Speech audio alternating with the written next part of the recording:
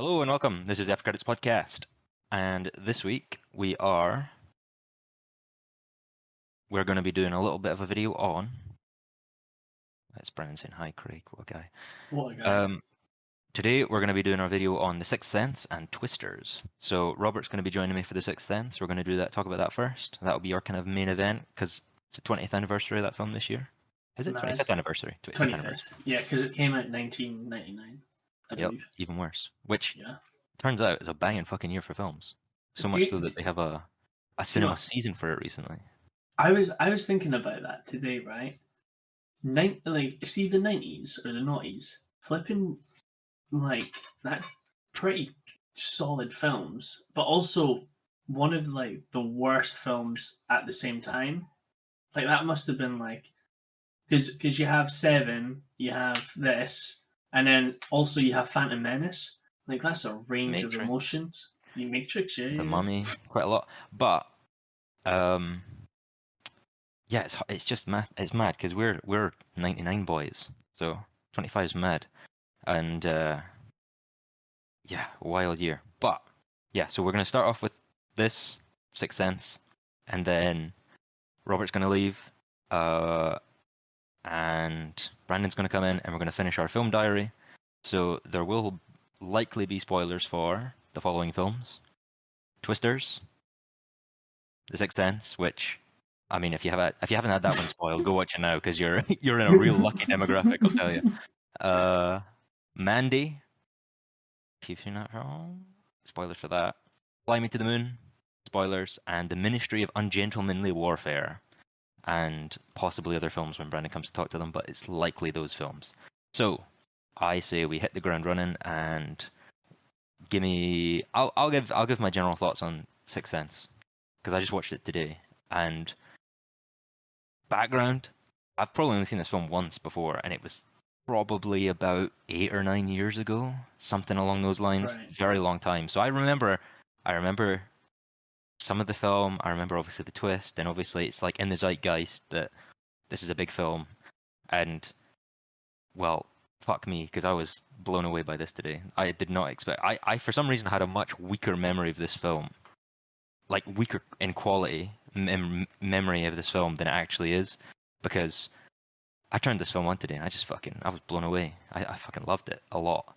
So it's a really good film. I've never seen the film before. I knew obviously the spoiler because it's in like every media possible, right? I see ghosts. Oh, I see dead people.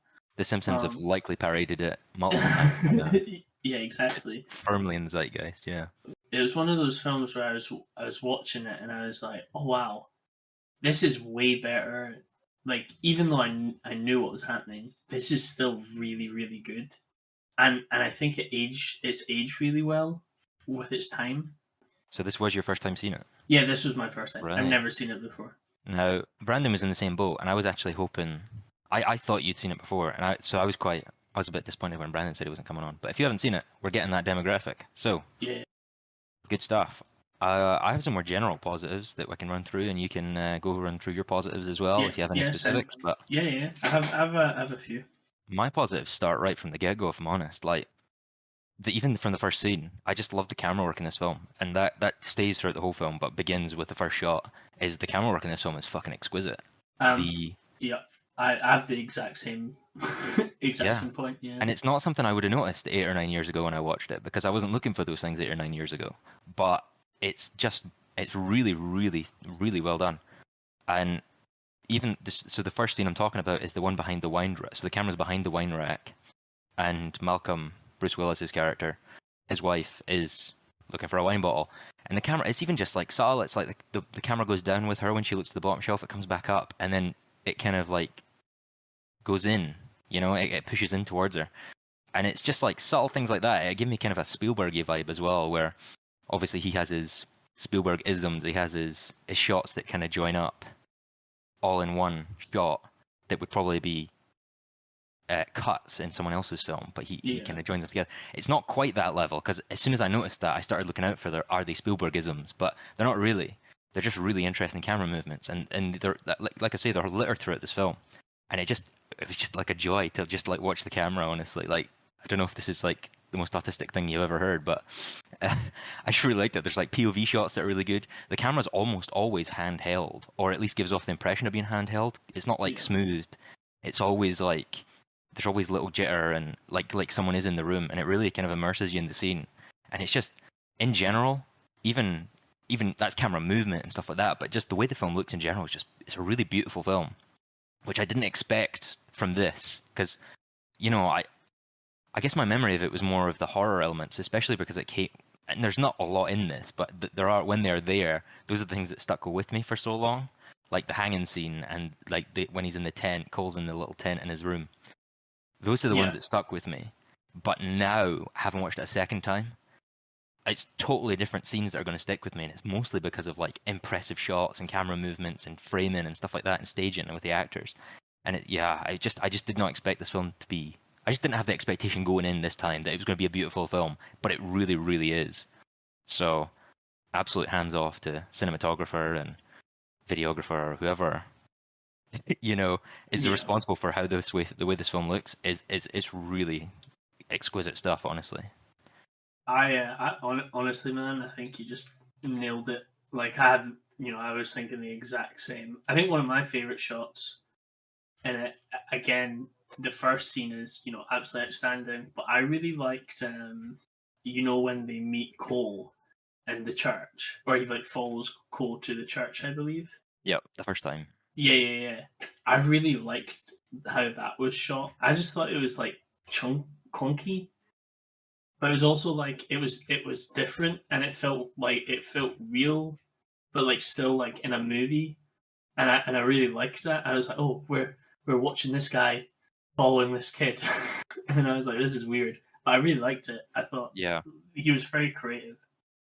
it seems like the man responsible is Tak Fujimoto. Right. So Okay. yeah, I've got the IMDb up, and it seems like he did Silence of the Lambs, Sixth Sense, and A New Hope. So Guy is more than qualified. Yeah. So this guy he knows what he's doing. Yeah, and it really shows. He also, it seems like he has done a lot of other Shyamalan films as well, Signs and The Happening, even though those aren't great films. I I can't comment on those because I haven't seen those, but I uh, like Signs. I haven't seen that happening though. in fact, I have seen Signs, but it was a very long time. I couldn't speak to I'm a massive Joaquin Phoenix fanboy, so I tend to support whatever he's in, whether it's rubbish or not. there. But yeah, I have a lot of positives, so I'll probably just keep shooting out positives, and then unless you got another, you want a positive, you want to. Yeah, I have one positive that I think's a bit.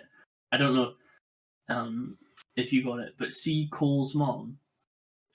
For me, she was my favorite character, and she felt the most real in the film. Played by Toni Collette, I think. Yeah, she's in like Hereditary and all that as well, right? And like Knives Out. Is she in Knives Out? Yeah, I believe. Is it Knives Out? I Oh believe yeah, she she's is. in Yeah, yeah, Knives she Out. is. Yeah. Yeah. So the scene where she's walking through, I believe it's the kitchen, and you can hear her like slippers. Like she's not walking, she's like dragging her feet, and it's such a mom thing to do. And there's just like so many different things without the movie where I'm like, yeah, this is she's playing like she is a mother. Like she totally like for me, she was totally my favorite part of the film. I thought she was absolutely brilliant for the small scenes that she was in. Yeah, because she isn't in it a lot, but she does stand out absolutely, and Yeah, and she stands out amongst like, well, two other amazing actors, which is weird to say when Haley Joel Osment is like 11, but he is like really amazing in this. he was phenomenal in it. And like you say, that scene where she goes to the next room and she like fills the dryer and comes back and all the drawers are open, just shit like that. It's just like a really like uneasy, and she kind of like they kind of react. She's kind of like the audience, I guess, or like the character you don't always get in these type of films is the kind of sensible head where she's like, what the fuck is going on around me? Yeah, And that kind of lingers right on until the end where Cole kind of confesses to her that he's been holding secrets and that he can talk to people. And she's like, I believe you because like the things you're telling me are logical and yeah. like you're making sense, but this is still fucked. Like, See, see when Cole was telling her about her mother and yeah, like what his grandma says about her daughter, sorry, his mom, like my soul was like, oh my goodness, because Oh I yeah, think so many people are in that situation of like, oh, you know, a loved one's passed away, and like, oh, what would they think of me? And you just don't have that. So I thought it was a really like just such a small thing that they added, but I thought it was such like a really well done scene. It was yeah. definitely one of my like favorite scenes in that film. That is also another major positive for me is that scene is because again, like how beautiful this film is, I didn't expect to be emotionally invested this heavy in this film as I was. That last scene, yeah, I was like tearing up. Shit's Yeah, like man. real good, yeah. I think the other scene with the mum that's like stellar is the Bumblebee pendant one. When she's like, "Did you move it?" And he's like, "No, I didn't move it." And she's just like Yes. getting pissed off at him, and I'm like her response is valid because what it does really well is that you can understand her point of view where she's like, "This kid is lying to me, and I know he's done it, and he won't tell me the truth, and I'm just trying to like get by, raise him. Obviously, as like a single mother, it appears like those type of things, and it's like you can get behind her, and other films, worse films, could have fucked up her character early on, where Yeah. she's like shouting at her kid, but you get it, you know? It's not like she's an antagonist. It's not like you're seeing her in a bad light where you're like, oh, like I can't like her anymore because she's just had a go at this kid that I'm invested in. It's like, no, you get it because she's like on the brink, you know? Well, And her little that's speech, I think, are you, well, I'll let you. just real quick. Like, you know, from the get go, she walks into the kitchen and all the cupboards open. She closes them. She walks out and they open again. And Cole's like, "Oh, I was looking for a Pop Tart." Like, how annoying would that be? Have like we're only seeing like a glimpse of it, right? But Yeah. like, but this is a daily occurrence. This is like everywhere she goes. This is happening to her because of him, and she Yeah. thinks that he is like playing games with her. Like, I think it just told it really well. Of like, yeah, of course she's going to like lose her patience with him. Well, not only that, but it kind of speaks, I guess, to the point of the film of the ghosts as well. Is that they only see what they want to see. That's like a major point of like how Yeah, this story works, is that they only see what they want to see. And we might get into that later. But it's almost like Haley Joel Osment, like Cole, is kind of a conduit for that as well, because weird things happen around him. It's like when the ghosts go into the afterlife and they only see what they want to see. It's not like that's a new thing for humanity, right? yeah, It's like because the mum could probably deduce that like there probably wasn't physically enough time for him to open all these cupboards without a noise and just like sit back down and stuff like that. But her mind is just like, well, that's must have how it happened, you know. So she sees it as him, as him. It's the same with the Bumblebee dependent. He could be telling the truth, but she's seen it as a lie, you know. And then it takes to the end of the film for him to tell the truth, for that to kind of be separated, and then you get that on both ends of the characters as well with the mum, as she actually accepts the truth because she can hear it now and she's been like confronted with the truth and it's unequivocally true. There's no way it couldn't be because of like he tells about the gran. There's things that he would never know as a young kid, and it's the same with Bruce Willis. Is that you have it on the human side and the dead side. Is that they both kind of go through the same experience. They're both at it. They both kind of start out from the same point and end up at the same point, at least in terms of accepting the truth. yeah. And yeah, that's just done so solidly. And the fact that those two kind of themes, or the same theme on both sides, kind of like come together towards at the end, and they both land. You know? It's really well done. Like, I totally get when people are like, "Oh, this is, you know, I always forget how you say his name, M Night, like one of his best films or the best film." I'm like, I get it. Like, after watching it, I'm like, this guy was on heaven when he was writing and directing and doing all what he was doing. Like, he just, I'm happy to bestow the honor of Bro Cooked. Like, yeah, man, he Bro did. Cooked. But sorry, you were going to say something about she gave a speech and I rudely interrupted you. About the Bumblebee pendant thing. Right? Yeah, yeah, That speech of like, she's talking to him, and she's like, I don't want to get angry at you. I just want you to tell me the truth. And he does tell her the truth, but she doesn't believe it. yeah. And it's like when she just blows the handle off, she's like, you know what? Am I a bad mother? Maybe. And she just gets like annoyed, and she's like, I'm trying my hardest, but we're not going to get through this if you don't tell me the truth. And I'm like, Yeah, Shyamalan had he had a real mother. No, There's no way you could fake that. That shit is real. absolutely. Well, that's what I mean. Is like she just felt like the realest. Like all th- all three of them were fantastic. Well, even Bruce Willis's wife. Like her story was so interesting. Because like I had messaged you in the group chat being like, oh, I wish I watched this not knowing, because like you watch it and you're like, oh, I totally wouldn't have got this if I had watched this for the first time not knowing the spoiler. Like you would have just thought like, oh, they've just got a really bad relationship, and she's just like, being It's one of those strange ones where when I was watching it, I was like, how could you not know that he's dead? Because like all the signs, it's so overt yeah, at times as well, and yeah, they actually just like rub it in your face, like literally like as if a dog's pissed on the carpet and you rub its nose in piss. Like they're literally doing that to you. They're rubbing your nose in the piss, and you just not smelling it. And then at the yeah. end, they're like, "Oh, by the way, that was piss," and you're like, "Oh yeah, I guess it was." Like I could not believe, like, knowing the twist, that you could come into that film not knowing the twist by the end. But obviously that's the way it is. So yeah, I'm exactly the same. If I could like have watched this not knowing the twist, that would have blown my mind. Yeah, man. But we may as well talk about the twist. I think that this film, irrespective of the twist, could absolutely land even if he was never dead. That's probably the biggest strength of this film, is that the twist recontextualizes scenes that you've seen in a good way. Yeah, Not always, not always. I'm not totally sold on some of the scenes, but that's her. even without the twist, you could end this film without that last scene of him realizing he's dead, and it would still completely work. The Hmm. character, you're still invested in the characters. The themes all make sense. The relationships all make sense. Their actions all make sense. It's really, it's really someone else. And probably there is a cut of this film you can watch where he is just alive, and it would make sense. You know what I mean? You could just cut out some of that last scene and just show someone this film that you've cut together The without that the last scene, and it would still land as a good film. the only thing they would have to add would be him and his wife talking. That would be the only thing they would have to do, and like just once, like at the Mm. end, and I think that would play off as like, Yeah, oh yeah, he it was would still alive the land. whole time, and that's just a 30-second conversation max. Yeah, and Mm. I think that last scene, I think there's definitely, the thing is, this is definitely a film that you could pick as well. You could pick apart a little bit, Yeah. where there are some scenes that don't really make sense, and it's like, why are they doing that? Why is she not Well, speaking to, like what is she doing, you know?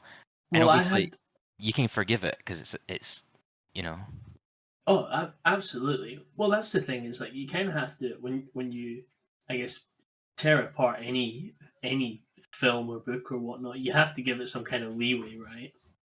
yeah, because there is a definitely trade-off point between trying to get your twist and have this like have a bigger effect from the twist, but also not sacrifice everything else, because you could have a completely plot hole free or nitpick free story, but it probably wouldn't be much fun, you know, because like some of these things are necessary. You need to have like small kind of illogical actions or things just to get Well, your point across. that's a great point, because like I had for my notes, I put something where I was a bit like, is this plot hole? Is this me just nitpicking? Is this something where wasn't needed? Or and it was, when Cole's mom goes and she's looking at the photos and she's seeing all the white like spots, and it's clearly like signifying like, oh, this is I believe her partner, or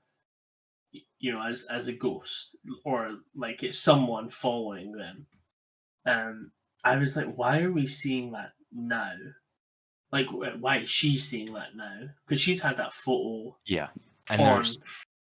I think I agree that, I don't know if this is exactly the point you're making, but I think there's a few scenes in this film, or there's a few key things in this film. Maybe not key, but like at least things where Shyamalan's trying to kind of deepen the world here, Mhm.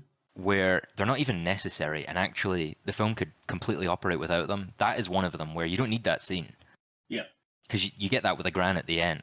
I guess that's probably what it's foreshadowing as well. As like you say, it could be the dad, it could be the gran, it could be just any random occurrence of a like supernatural thing.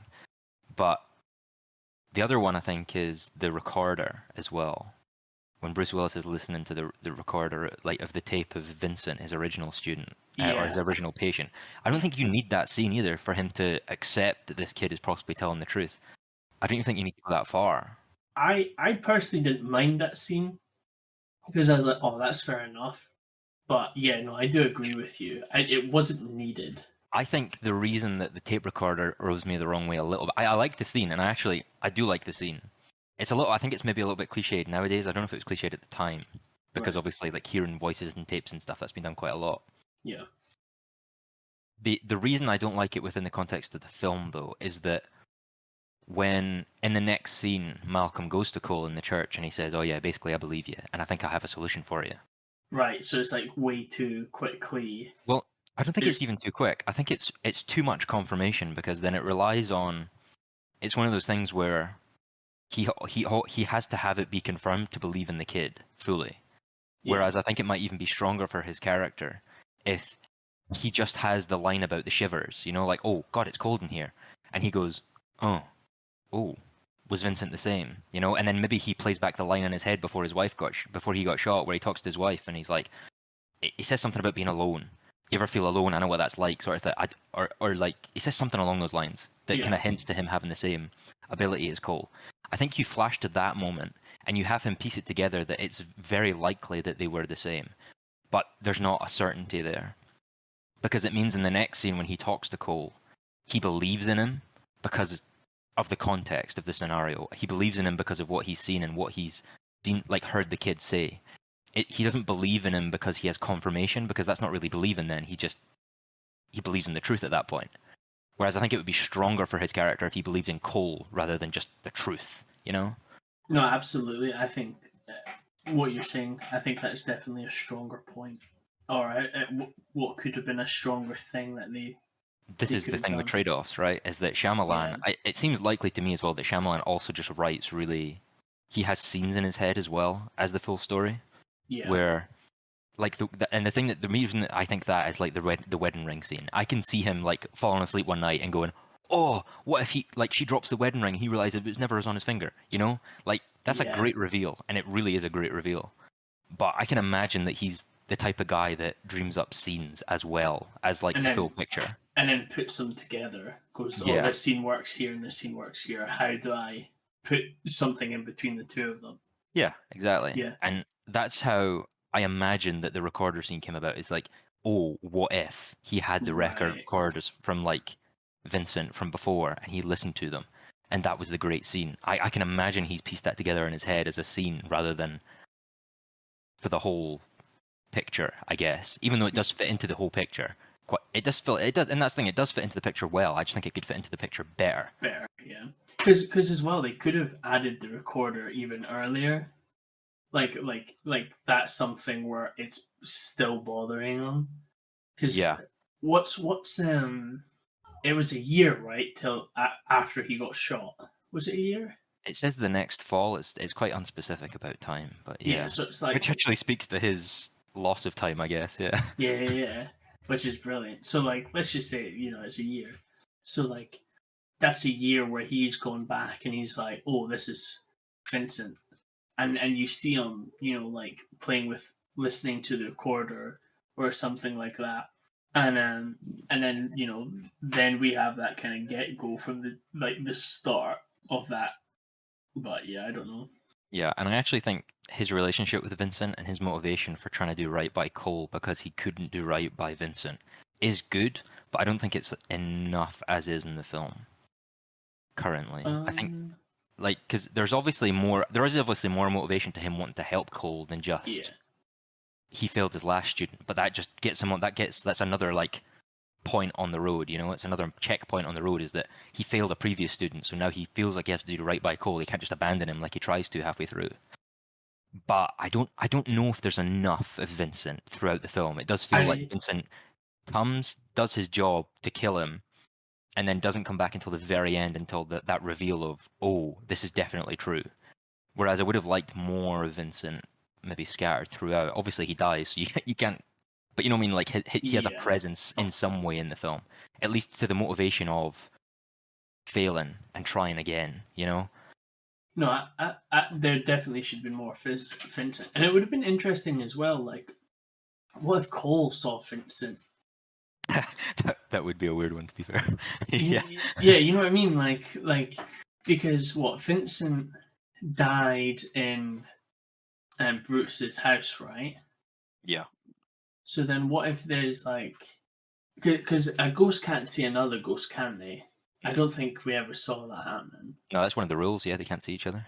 Yeah. So it's like, imagine if, but again, then Cole doesn't think he's dead, right? Cole thinks he's an actual thing, Well, but you mean Malcolm, like Bruce Willis's yeah, character? yeah, yeah, yeah. Cole thinks he's real. I don't know because I was watching one scene, and I actually really, I'm glad you brought this up because I do want to talk about it. The scene in the bed when he first reveals to Cole, when he first reveals to Malcolm that he can see dead people, to me, that almost seems like the scene where Cole realizes he's dead. All right. I don't know, because there's two ways you can read it, because obviously going into the film, we both knew he was dead. And there's definitely clues throughout the film that suggest that Cole always knew he was dead from the very first scene, because he even runs away from him. You could say that's because he's like and that's what you think when you watch it the first time, I guess, and you don't know that he's dead, is that Yeah. you could say, well, this kid's running away because he's weirded out that this grown man's watching him. The other read you could take of that is that he already knows he's dead, and he doesn't want to deal with dead people. He's running away. So even from the first scene, it's ambiguous, I guess. And there might be I don't know, I haven't really looked into the behind the scenes too much, but there might be like a definite point, like from the get go, where he already knows. But to me, the scene, at least in my head canon, the scene where Cole realizes and then attempts to extend an olive branch to Malcolm is when he's in the hospital bed. And the reason I think that is because one of the key questions he asks Cole, Cole asks Bruce Willis's character, is that when he's telling the bedtime story, he says, "All right, so how does the story end?" And Bruce Willis says, "I don't know." And Right. that kind of echoes back to the line of like they don't know they're dead. You know, he doesn't know how the Yeah. story ends. He doesn't know how he got to this point. Time is kind of fucked up in his head at this point. He's late for things. He doesn't remember when things are. He's late to Cole's first appointment and stuff like that. Time doesn't really work the same when you're dead. And how does the story end? He doesn't know because he doesn't know where he is in time, sort of thing. So, and I don't know if him asking that question of like, how does the story end? Is him trying to extend an olive branch to make Bruce Willis think, how did I get to this point? You know, like, what am I doing here? It obviously doesn't work in the way I guess I'm putting forward, but I think it's a really nice like foreshadow to, oh yeah, if he's dead and he can't remember, he doesn't know how, like it's a linear story. He doesn't know how A follows B sort of thing. Right. Yeah. I never thought of it that way, but like totally valid points that you're making. Like that you're saying, I'm like, oh yeah, no, I see that. Because what was it he said? He's like, oh, this will be the last time I see you, right? Oh, it's something along those Yeah, yeah. lines, and Bruce was like, yeah, But that's the thing is, a lot of these have double meanings because it's like, well, he's fulfilled his job as a, you know, like a helper, like as a yeah, counselor sort of thing. So it's like yeah. it might just be the last time he ever sees him, or like you say, like Cole maybe knows that he's dead and is like, right, you're going on after this, so I'll never see you again. That's really interesting. I bet you there's some absolute legend who's gone and written like, There's probably uh, some Reddit forum that's much longer than this episode. Yeah. so if you look at this point and they say this and yeah, because like Cole would be used to it by now, right? He'd be able to suss most people because even in the scene where when he's with his mom and he's like, oh, the accident, that's woman's dead, and then it pans to like the woman just outside the car. You know, yeah, exactly. I mean, the thing is the reason it might, I don't know, the reason it might be more ambiguous to Cole, I guess, is maybe because a lot of the time Bruce Willis is wearing like a jacket or something like that over Well, his clothes, well, right? that's also a point I wanted to make is a lot of the time, not all scenes, but most scenes that you see Bruce and is he's wearing his outfit that he died in, that Yep. he shot in. Because I remember picking that up very fast, and I was like, oh, but like he would change, but then it would go straight back to that outfit again, and I was like, oh, this is really interesting. And obviously Cole Cole will be able to see the blood that he sees at the end, right? Yeah. He only sees the blood at the end because he realizes he's dead. But Cole should see the blood. But it's one of those things where now that we've talked about it, I almost want to go back and watch it again and see if there are any scenes where he is wearing just no jacket and just the shirt he died in. Yeah, because I don't remember him or the last scene where he's only wearing his shirt. Because I know he has like two shirts, doesn't he? Or he's got like a jacket or like a waistcoat or something like a vest underneath on, underneath his jacket. Oh, dude, I want to watch that again now. yeah. It's a good film. It's really good. I have to say. It is solid. And I think that to bring it back to that kind of bedroom scene or the hospital scene quickly, that scene alone I think just works really, really well. Because obviously what I said before is that you could read it as this is when Cole realizes that he's dead and tries to kind of extend an olive branch. Or, well, not even or, and you kind of get a lot of exposition, and I noticed this is that the exposition at the start, some of it in the film is a bit overt for me. But that's just personal preference. I'm not a big. What? Okay, no. If you're not going to, I can give an example. Just give a quick example. Like when the wife is reading out his like accolades. So it's obviously like she's trying to tell the audience that the guy we're following is a really well respected and very, I guess, talented child counselor. You know, and she's like reading out their word, and she's like, "I'm so proud of my husband." The blah blah blah blah blah, and it's like that's your exposition. And that's fine. That's how you do it. You know, you've got to have a bit. I'm not a huge fan of like overt exposition. Having said that, there is a lot of really well delivered exposition in this film, and a lot of like good. I know it's like Writers 101, show don't tell, but even in the next scene after that, when he dies, the scene after he dies, sorry, and it flashes forward to the next fall, he's reading his notebook, and it kind of you have a shot of Haley Joel Osment, and then it changes focus to his notepad, and you see like 3 keywords circled, and it just gives you like a quick right, this is what he knows about the kid. He's obviously following him. He's obviously like the counselor for this kid now, and he's already made notes on his behavior and things like that, where it's like you don't need to overtly, you're allowed to just show me things as well. You don't have to overtly say this kid's talented, he can do this, but he's a bit shy and he doesn't get on well at school. It's like you can just write it down and show me. That's quick and good and very efficient. No, that's fair. That makes sense. But the bedroom scene is a great form of exposition because it ties to character as well. The reason I guess it's better than the scene I was talking about before with the wife, where she's like, "Oh, my husband, I love my husband, and this is what you've done." Yeah. The reason I think this is better is because it gives you background, it gives you kind of depth of Bruce Willis's character, and it's when he is telling the bedtime story and he's trying to like appeal to this kid and trying to like help him. You know, he's trying to care for him. And Haley Joel Osment says like, "Oh, you've never told a bedtime story before, have you?" In a kind of jokey way, like, "This is pish. Like, tell me something better." Yeah. But it also gives you background to Bruce Willis, where it's like he works with kids all the time, and he had a wife, but he never had kids. Why? You know, and you don't get an answer to why, but you get the context that he doesn't have kids, but he likes to work with them, and he feels really rewarded by it, and even says that at one point that he loves his job. So you kind of get that kind of depth where it's like, why exactly is he? You know what I mean? Like, why exactly is he doing this? And I like that, where he could have wanted kids and maybe he can't have them, or maybe he just never got around to having them. Maybe his work was more important. It's like you can make these guesses and stuff, right? But he's never been a father himself, but he's trying to be to this kid at this point. And it's so well done, just through little bits of dialogue like, "Oh, you've never done this before, have you?" You don't need to come out and say, "Oh, you're not a father. How come you can't tell a bedtime story?" It's like you just say that, and from the subtext you get it. You know, it's so well done. I love that scene. Really love it. It is a really good scene.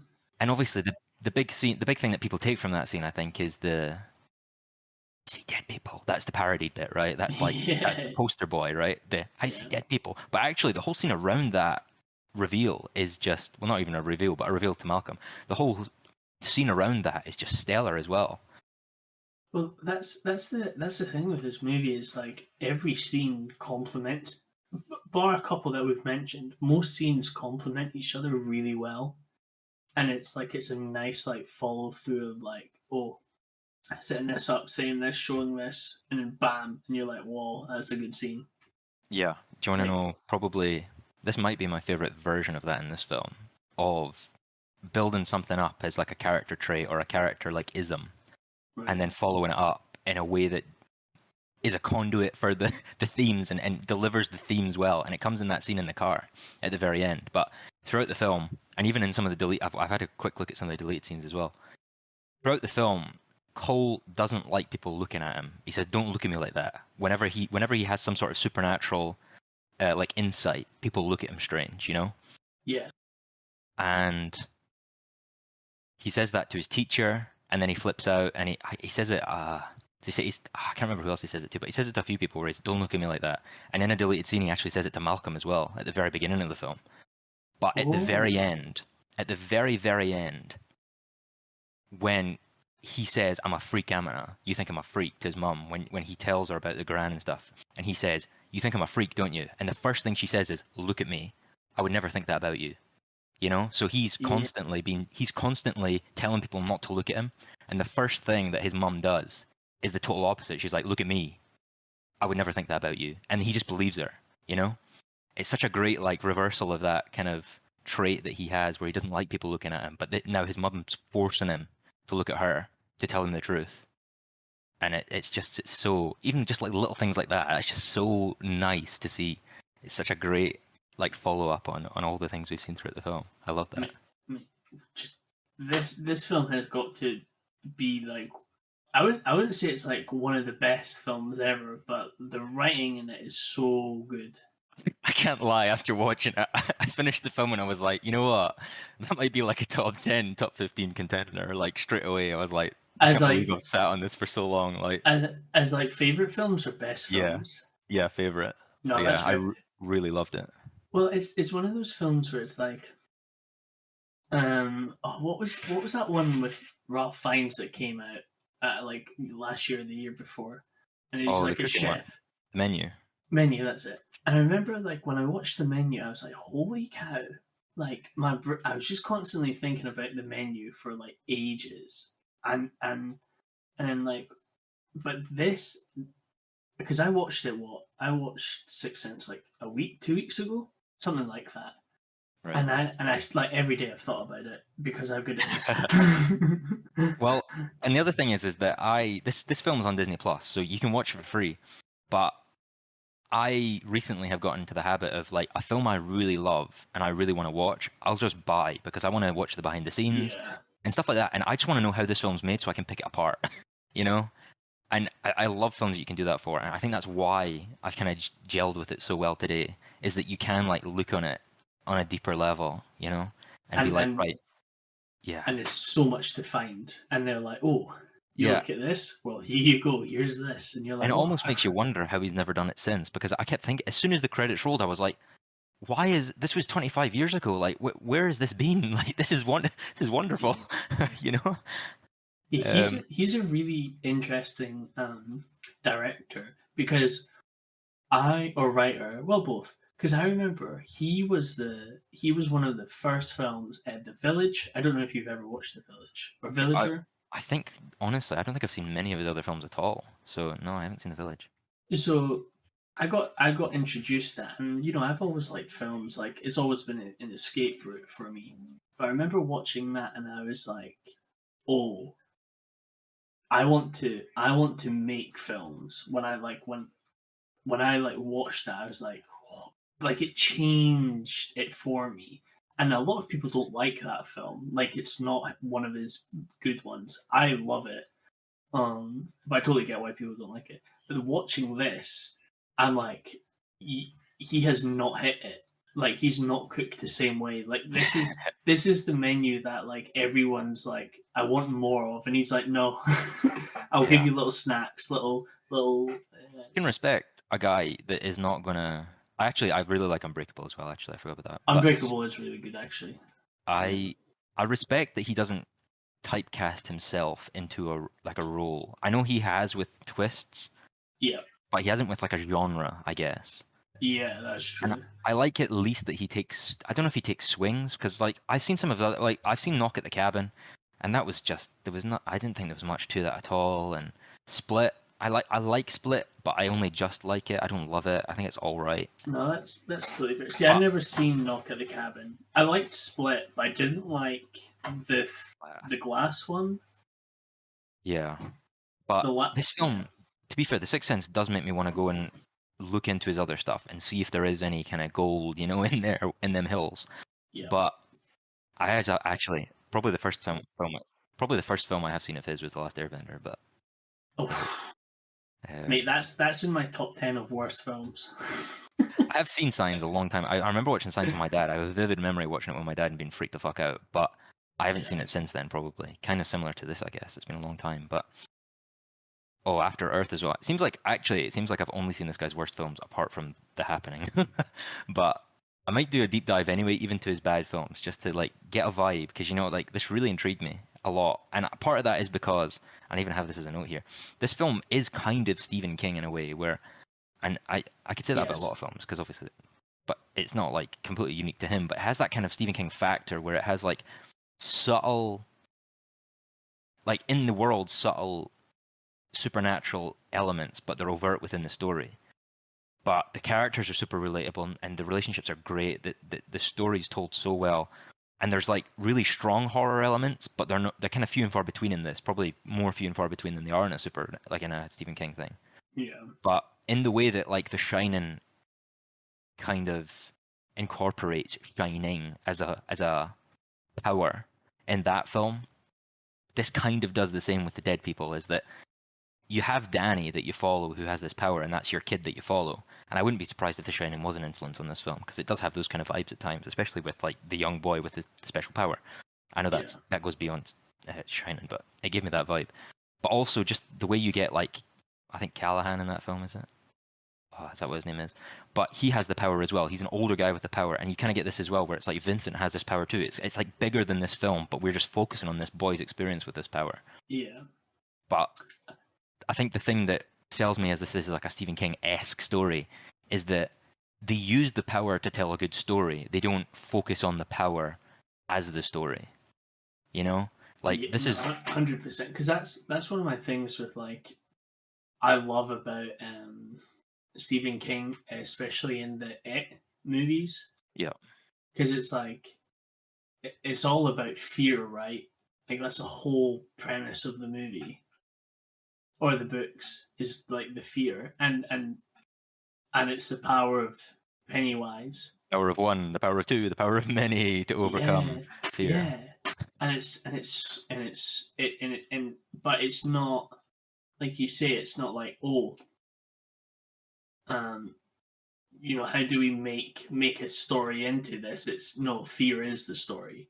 Yeah. You know, and I do think this film does have a lot of, I don't know if I'm just reading into that because I like Stephen King and that's what I'm like forcing onto this story, but it felt like that to me. It felt like it could fit into the canon of like The Green Mile, or I know Shawshank isn't supernatural in the same way, but in that kind of, I don't know, it has that vibe about it, like films. Stand By Me, like, yeah, it has that kind of vibe, like The Shining, like those films, they all have obviously their different tones and they focus on different things, but they kind of have that overarching feel about them that's the same, and this I think firmly fits into that, which for me is like a total plus because I eat up Stephen King. But yeah, it's I don't even know what to say. I just kind of flabbergasted, honestly. I went into this film thinking we'll watch it for the podcast episode. I'm not even too hyped that we're watching it, but I'll just watch it, and then I come out and I'm like, oh my god, oh my god, I want to give money to this film, like.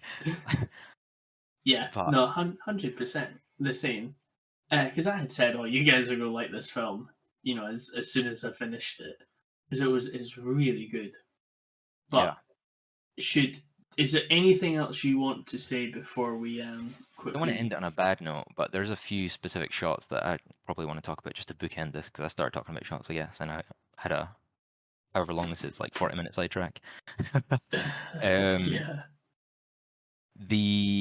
There's some scenes in this film and there's some sequences that I don't think exactly make sense, especially with like, why do people not talk to him? What does he not realize? I think the having a rule be that you don't realize you're dead and you'll see the things you only want to see is it's a lot, right? It's a lot to put on an audience to be like, oh, the big twist relies on him just willfully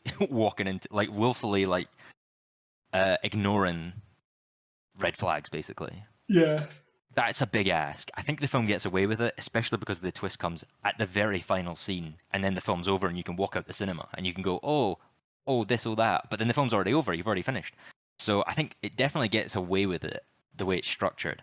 But those issues, I think, are there. And they're not new either. People have pointed those out. So I'm not going to, like, ramble on about that. But even within that, there are some scenes, and I actually respect this. This is not something I'm going to knock the film for. I quite like this, is that there are some scenes where you're like, why is he doing that? But then you go, oh, this just looks really cool, so I'm just going to let it slide. Like, there's a scene very early on when Cole, I think he's going to school, and he's just standing in the middle of the road, like literally in the middle of the like a Philadelphia street. Yeah. And I'm like, why is he standing there? But it's framed so well. Like you get a shot from the door, and obviously it's to kind of heighten that all the other kids are together, and he's kind of alone on the street. Yeah. And then it comes to like an aerial shot from above, and I'm like, why is he's standing there for ages? Why is he there? Like, what is he doing? But it doesn't make any sense. But it looks great, and I'm like, I'm willing to forgive that just for like the sake of it looking good, you know? Like films are just like, this is the kind of good thing about film, is that obviously with books and stuff like that, you kind of only have the page in your imagination. Yeah. With films, it's like there's a whole other layer of just artistry where you can't just show pretty pictures, and if something looks nice, you're allowed to just show that just for its sake, or to get across like an emotional beat or something like that, or a character beat. You're allowed to do that with the camera, and it doesn't exactly have to make sense. And I quite like that as well. So there's a few scenes in here where I'm like, why is that way? And like the wife at the anniversary, and it's like he's lost track of time, but he turns up anyway. It's like, did he organize the wedding dinner? I love Strange. that scene. I thought It's that a good scene scene. was so good. It's a good scene, but she's obviously there. She's booked, obviously, the Yeah. restaurant they got married in, or they got engaged in, and stuff like that. But it's like, why is he there? Because have they talked about it? Like, did he book it? Like, he thinks he booked it? I don't know. It's strange. And like, there is another thing, like, kind of akin to that as well, but I can't remember what it is. Where he just kind of turns. Oh, it's like he says he's late for an appointment. And I'm like, but who made the appointment? Did he make the appointment with his mum? Like, has he ever talked to the mum? Does he just believe in his head that he's talked to the mum? Strange, but it's one of those things where I think the film just gets away with it because you're just so locked in the whole time. You're just invested. And I think that's where character works as well. Is you're so invested in character that you can kind of excuse things that don't exactly make sense. But yeah, really did not expect. I must have been the only person on the planet that didn't expect The Sixth Sense to be like as good as it is, but it really everyone is. being like, this is a phenomenal film, and Nah, the three of us are like, I'll be like a 7 at best. And then the two of us come out like, what? That's changed my life. Makes me want to watch it again already. Yeah, so. No, same man, same. So, but, what would you rate it then? This is very high for me. This is like 9+, somewhere in that range. Like, I think I'm kind of generous with ratings for films, honestly. But yeah, you are. I'm willing to go to a 10. Really? Maybe not to a full 10. Maybe not to a full 10. And like I don't mean for this, 10. I don't mean for this film a 10. I just mean like in general for films. I'm willing to give something a 10. Right. Okay. But I think in general, I'm willing to like go into that 7, 8, 9 range quite often for a film. Yeah. But definitely in 9+. Like yeah, probably like 9. I don't know, like 9.3, 9.4.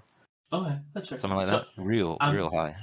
No, that's totally fair. My only reason why I put this lower than 9 was because of the twist. Like, knowing the twist. Right.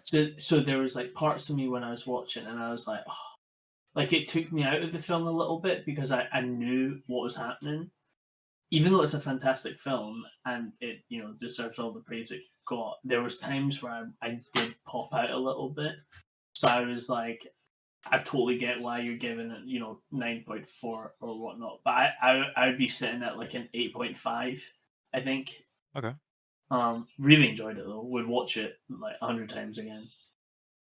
But sick. Yeah. Any closing comments? I think my last comment would be, this was probably my favorite Bruce film that he's been in.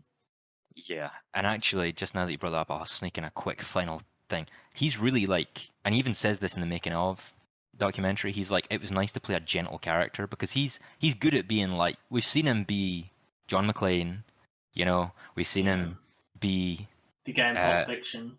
Fuck, what's his name in Pulp Fiction? Anyway, we've seen him be the boxer in Pulp Fiction and like wreck shit up, and he is kind of soft spoken in that film anyway. He obviously has his moments like his freak out when she forgets the watch and stuff, but this whole film, he's very like soft, but in a good way. Yeah, And he's gentle with the kid, and when he's gentle with the kid, you believe it, and you get why the kid trusts him and stuff. It's really good, and it's he's. yeah, it's so I, so I good. think I think as well. It's like you buy the not father and son dynamic, but it's like at this moment, we got Last of Us, we got Mandalorian, and there's just something about a father and a son, but like a gentle.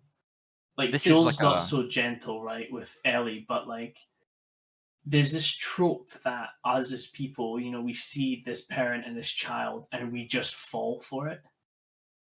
But then like Bruce has this gentle aspect that, other shows sometimes do or sometimes don't. But like he has this real gentle aspect with him, but also this like, I don't know if I believe you. Are you telling the truth? But he's still like, you're like, oh, this guy would be a great father. You're like, I wish he was a father. part of the irony or the heartbreak at the end of the film, right? Is that he never will Yeah, be. yeah. If anyone wants to be like Bruce's character in this and a dad like him, that's a green flag to me, I think. Yeah, and I think supportive as well because he also lets Haley Joel Osment, like Cole, he lets him make decisions. He lets him take the lead on things. He isn't telling him what to do. He's suggesting things of what to do. Yeah, yeah. He trusts the kid to make good decisions because he knows how smart this kid is as well. We But love to see we love to characters see like it, him. We love and to see I'll probably love to see it next week when I watch this film again. it. We'll need to But do a watch party with Brandon. this Get the could three probably of be in us. my film diary every week. Stay tuned for the weekly Sixth Sense episode. Yeah, Next week we're both like, yeah, so we watch Sixth Sense again.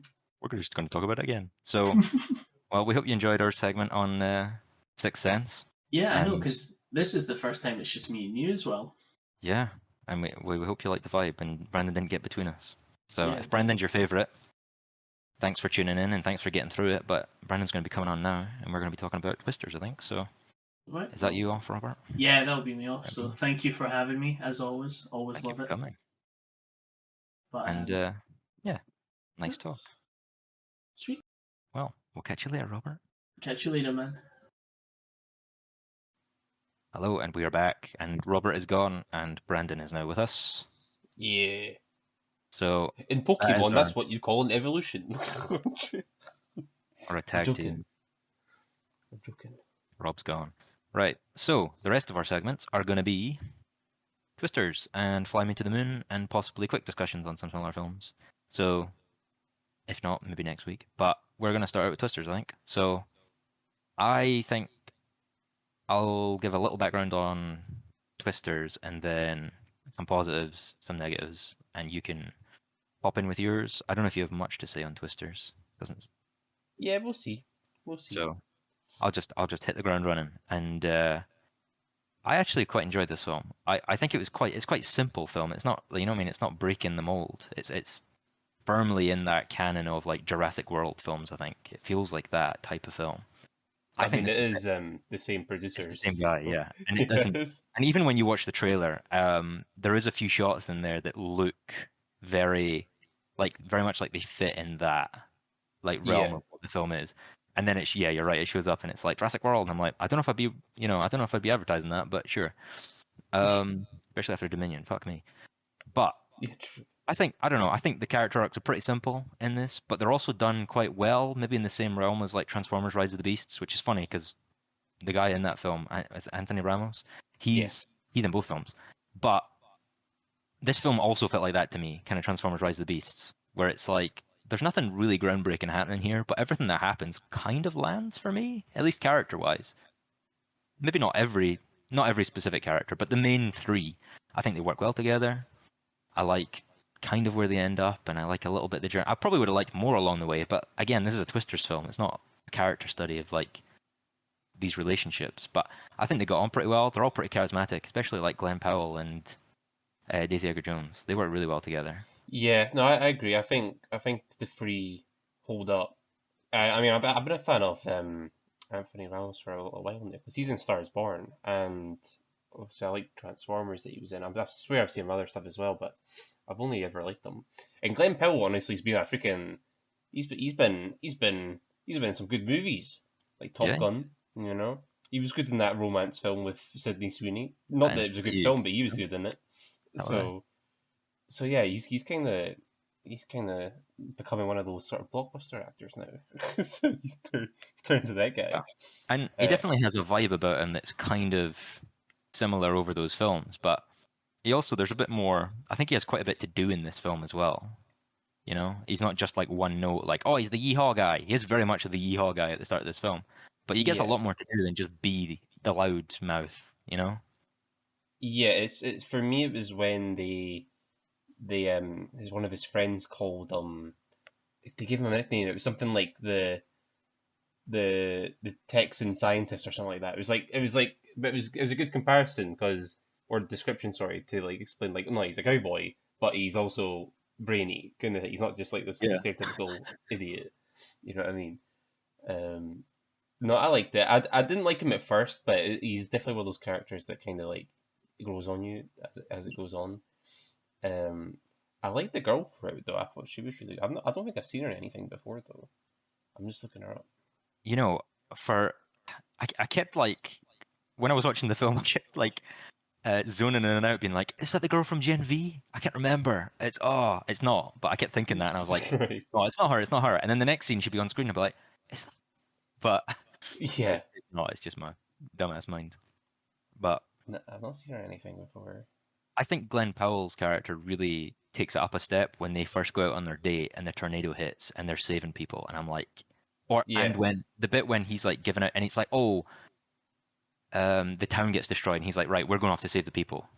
I really didn't Yeah. expect that turn of it, of like, oh, he's the yeehaw cowboy guy. He's like the YouTuber, the influencer, but he is looking out for people who actually need it as well. I really Hmm. didn't expect that kind of from this film, but I think that really is probably one of the highlights for like his character. Yeah. No, I agree. That was probably my favorite scene actually when they were saving that mum and daughter in their like went in the swimming pool Yeah, and all that stuff. I really like that, especially with the freaking guy complaining like got his car freaking taken away. yeah, I know he was in well, the car yeah, as well, but like yeah, just like well, should have listened, mate. yeah. Should And I think this film is should really good at that, where people do just like get sucked up in a tornado and are never seen again. And yeah. the first scene set, like the kind of prologue, sets that up really well. Um, Probably almost too well, in the Mm, sense of like, oh, you're getting rid of these major characters very early on. But yeah. I guess that's you're setting the scene, right? But yeah, when tornadoes come, like people die, and it's not just off screen. Like they get sucked up and they're never seen again. And I quite like that. It's kind of just like a monster movie, I guess, where people get pulled into the shadows and they're just done, For dead. sure. I also like that they kind of start out because we follow Kate throughout the film. More like Yeah. it's her kind of POV we follow, I mean, she's the same age and as us. that's depressing. And but don't ever say anything like that again. I'll kick you off this fucking podcast. I swear to God. We're older than Anakin Skywalker. Come on. Anyway. But I like that you start out on the kind of tech team with Anthony Ramos, and then you see that like, oh, these might not be the good guys, and then you move over to the kind of yeehaw team that are supposed to be the kind of, you know, like they're selling merch and all this kind of stuff, and then obviously you see that it's more benevolent than it first kind of appears. But I Yeah. like that you see both sides as well, that you're not just on one side looking at another side. Like the character actually switches, you know? I don't Hmm. know if I'm totally sold on exactly why, but I think the motives, like at least when they set up, it's like because the guy who owns the company, he's going in and like selling insurance to these people that have had their homes destroyed and like buying up the land and stuff like that. Yeah. I think it's done well enough that you're like, yeah, I guess that's what I mean. Like her morals kind of get in the way of being able to continue with that party. Hmm. Um, what else is on my notes? God, it's so American. It's such an American film. For It's sure. But it's like you just expect that, and in a like that would great way, never be though. like a negative to me. I know that would stir some people off, but like Yeah. that's never. I mean, Like I love Top Gun. Like Top Gun yeah. Maverick's one of the best films I've seen in like the last few years. And That's the most American film you get. You know what I mean? it's cool So to hate America, but I tell you what, I love America. And this film sells America. for It's sure, so for funny. sure. To be fair, it's a different type of America you get to see though. It's not like the like Hollywood or anything, or it's like it's. I would even say it's like I can't remember where it's set, but it doesn't even give me like Texas vibe either. It gives me just a different sort of in between of that, where it's like, Well, oh yeah, I'm sure this is a thing where people like go to these shows and all this sort of stuff, you know. yeah, but Kind even of just gives like a me. first date at the fucking like bull wrangling Well, yeah, that's what I mean. Yeah, rodeo, and I'm yeah, like, exactly. yeah, I get it. It reminded me of bloody like freaking Real Steel. I don't know why, but it did. It just Yeah. for some reason it took me back to that. But yeah, I mean, I've got a couple negatives, but I don't know if you want to get your Um, positives first. just yeah, go ahead. Right. So I think a big one for me is I think you're kind of limited with this type of film, where it's like, oh, it's a tornado, and then the next part is, oh, it's a tornado, and then the big one at the end, oh, it's a big tornado. So it's just like, okay, I know it's the film, but like to me, I'm just like the I was actually more invested in the actual characters rather than the action pieces because like it just kind of felt like the same scene. The only one I liked, like I said earlier, was when they went to the save like the child and the mum. But that's because that was a kind of different setting and stuff. That was the first time they were saving strangers, I think. And then in the end, they just save strangers again in a grander scope. But it's like, yeah, but like we've already kind of Yeah. seen it, so it's like to me. But that's like a big gripe for me in any disaster film, is it is kind of always like that in the end anyway, where it's just like, oh, it's the bigger version of that. And and like I said, I've not seen the original one, so I don't know if they're just copying the original or not. Which I wouldn't care anyway if they were or not. But yeah, so that was a big one for me. It was just kind of the stakes, and like I get like you said it earlier. They set it up right where they killed off a lot of the main characters right at the start. So it's like, oh, people are gonna die, but who dies after that we actually care about? I don't think anyone. So it's not like the stakes are consistently Yeah, and that is high. You know what I mean? completely fair. And it almost seems weird because they start introducing all these like supporting characters, and then they all Yeah. make it out. Especially like the mum. They introduce the mum, and I'm like, well, she's dying Nah, later on. You bro. know what I For mean? me, it was the English journalist. I was like, nah, he's done. He is Yeah, set up to die. yeah, He is like he is the lawyer from Jurassic Park. Like he is there absolutely. to die. Like, but but yeah, they don't. They just don't do that. So that's I will kind of like a say, big thing for me. probably off the back of that, probably the biggest gripe I have with this film is the third act. Specifically like the final like tornado scenes. Just really, I thought they were really considering like, especially because I think the film peaks as well, like both action and probably just like spectacle, is the swimming pool scene, like the rodeo to swimming pool, like Yeah, hiding yeah. that. That's completely the peak. And honestly, if I don't think the cinema even comes close to that scene. And I think Nah. part of that is it completely lacks tension. I don't think the score does enough to like heighten the tension. Two, the geography of the scene doesn't exactly make sense sometimes, and I got a little bit confused as to what was happening. Especially the one I have here, and the one that stuck with me is that the Glenn Powell getting pinned under the tram after it crashes. The Mm. geography of that scene was just all over the place, and I didn't even realize he was so far into the street and that it was heading towards him. Because for some reason, the way the camera follows it, it's kind of framed in a weird way where it doesn't seem like cohesive. So you can't get a good gist of, oh, he's in the middle of the road and it's heading towards him. I didn't even know that was a danger until after it happened. And I was Right. like, that wasn't particularly well filmed, I don't think. Yeah. And I think I think the lack of tension, because the tension that the swimming pool scene has, this doesn't have. And part of Nah. that is because, one, I think it's too short, especially the scene in the cinema. It kind of just disappears and disapparates, and it Mm. was too much. And I don't always like we've talked about.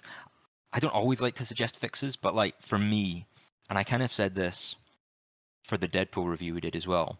You don't have to kill your big villain to like win the story, to get to the end of the story. You're allowed to just get by the skin of your teeth, and that is kind of what happens here. But they also kill the tornado, right? It just completely disappears.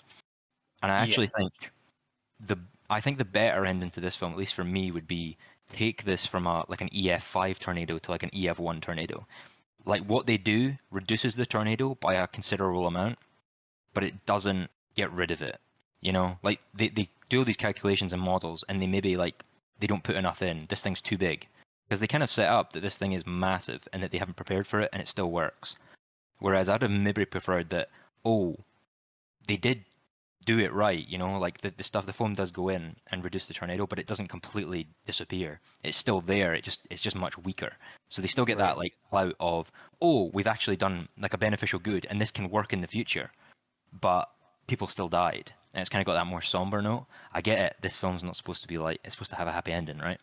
But I think it completely just erases any tension when it's like killing the monster, right? It's like sticking a fucking it's like blowing the alien out the airlock, and it looks like a puppet when it comes out the thing. It's like it looks like a suit, sorry, and it's Mm. like the alien gets a lot less scary when you see it like flapping around outside the suit, the ship and the Nostromo. But up to that point, the alien's great, and I think tornadoes for the most part are pretty good in this film up until that point as well, where it's like, oh, they can just get destroyed by little foam balls, I guess. Like I don't know. Yeah, I mean, like to be fair, I think the CGI was pretty decent for the film, to be honest. Like I know it's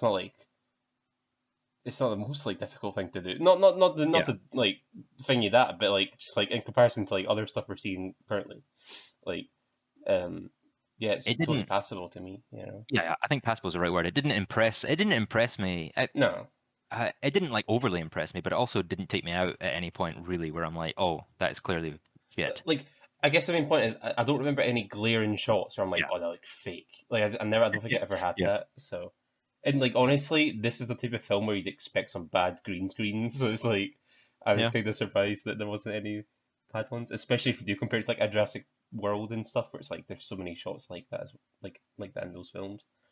Um, but yeah, another one of my complaints was consistency, because with like logic, right? Because like there's plenty of scenes of like we said, my favorite scene with the swimming pool. The guy, the asshole guy and his girlfriend or whatever, they drive off, but the hurricane. What's the difference of a hurricane and tornado anyway? Is it the same thing or Hurricanes which are one like am I an thinking? actual thing that like touch down on the ground. Hurricanes are more just like a mass spiraling of like kind of storm, I guess. Right, I see. So the tornado takes up their car as they're driving away, but it doesn't for like our heroes' cars when they're driving right into the center of the bloody tornado. Like I know they drill into the ground, but that's only when they're like stood still. But they're like driving into the tornado. Why are they not flying off? You know what I mean? So like little stuff like that like annoys me. Where I'm like, that's like this main character syndrome right there. Where it's like, oh, they're main characters. Their car's not gonna fly off. You know. Whereas like, oh, all these random guys will though. Like literally buildings will be collapsed and everything, but like no, this car they can drive right into the tornado and be fine. Um, that's so I don't know. Yeah, that stuff kind of took me out. But like I get it. It's like a freaking action film. Freaking do what you want, Yeah. but it's that stuff annoys me. I Just think inconsistency stuff like that. this is probably a better follow-on to the previous point, I guess, but Hmm. I think the aftermath of the destruction always looks pretty good. Like when you're in like a complete bomb site of like what's left after the tornado, it always looks really good. Yeah. But I think this film kind of suffers from the same problem that The Fall Guy did for me, where I don't feel like they're taking advantage of how to shoot a tornado in an interesting way. Right. So for The Fall Guy, my big criticism was, given that you're a stuntman, I thought the stunts would have been filmed in a more intelligent way. And I don't want to Mm. like I'm saying intelligent, I don't want to put them down, but like at least for me, it just didn't feel like they were getting the most out of what they did because it's impressive when you watch the behind the scenes, but it doesn't feel like that's on screen for me. And I guess this is kind of the same where I think these tornado shots benefit from being really long sequences and like long lingering shots where you're seeing this thing approach slowly. But and obviously it's an action film, so you're expecting fast cuts, and that's how these things are made. But I think you're allowed a bit of breathing room as well, where it's like I want to see someone run like across town in one shot and just have this looming tornado in the background. But you never really get that. It's always kind of, I guess, one of my criticisms with the nighttime scene as well at the swimming pool is it's almost too dark to see the tornado all the time as well. And it's like oh, this is effectively a monster movie. I kind of want to see a bit, and you kind of get the Mm. lightning flash behind it and stuff like that, which is cool. But I almost don't think it's like stylized enough. This film, it feels quite plain. And Right. then kind of adding on to that, the color palette or color grading in the film in general is just quite lifeless. I thought it doesn't really feel like anything. Like the film doesn't really like look all that interesting in a vacuum. If you take out all the characters and stuff, it Yeah. doesn't look. It just looks like any other action film, and maybe even a little bit worse because everything's grey all the time. You know, Yeah. I wasn't. It wasn't No, I really get you. interesting to see, considering it was like a film about spectacle. It didn't Mm. really like. I say it's more action, but at least the spectacle in it, like some of the shots of like the plains of America, like they look pretty good. But beyond that, the film looks pretty dull, if I'm honest, and not in a Yeah, good way. I like know it's like it's hard to tell if that's stylized though, like done yeah. on purpose. You know what I mean? But if it's just like Well, our that's the own thing. 'Cause opinion, then yeah, if it's we're a not big keen on grey it. cloud, you know what I mean? If it's a big grey cloud spurring in the sky, I'm not expecting like pink rainbows and fucking Fortnite skins on the Yeah, of tornado. course. Like, Yeah. I just want something a bit more like poppy, you know, something a bit like show me something a bit more interesting. I don't Mm, feel like it's that much of an ask to be like, oh, can my action film look a little bit more interesting? yeah. But the director of this film, I can't remember exactly his name, but he made a film Mm, called Minari as well, and that film looks great. And I found it kind of weird. Oh, it's a very different type of film, but and obviously I think him being on this project kind of explains to me why some of the character work is quite good, or the mm, relationships are quite good, because in that film, they're really like grounded, realistic people. Um, but yeah, I don't know. I think the aftermath of scenes always look better than the actual occurrence of scenes. Especially, and I think this is right. probably back to the third act. I don't want to keep ragging on it, but I'm gonna. A lot of the CGI feels very weightless, and I know you're dealing in an environment where this wind is creating kind of a weightless environment for some objects, selective objects, as you say. But even when it's like coming up to the big finale and the cinema is literally getting ripped off at the foundations, a lot of the CG just looks really flat, and it doesn't really. I don't know.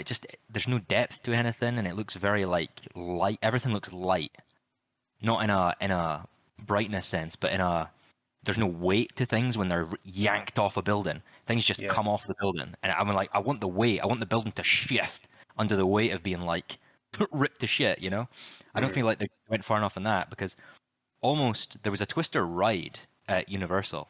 I'm pretty sure it's gone now, long gone.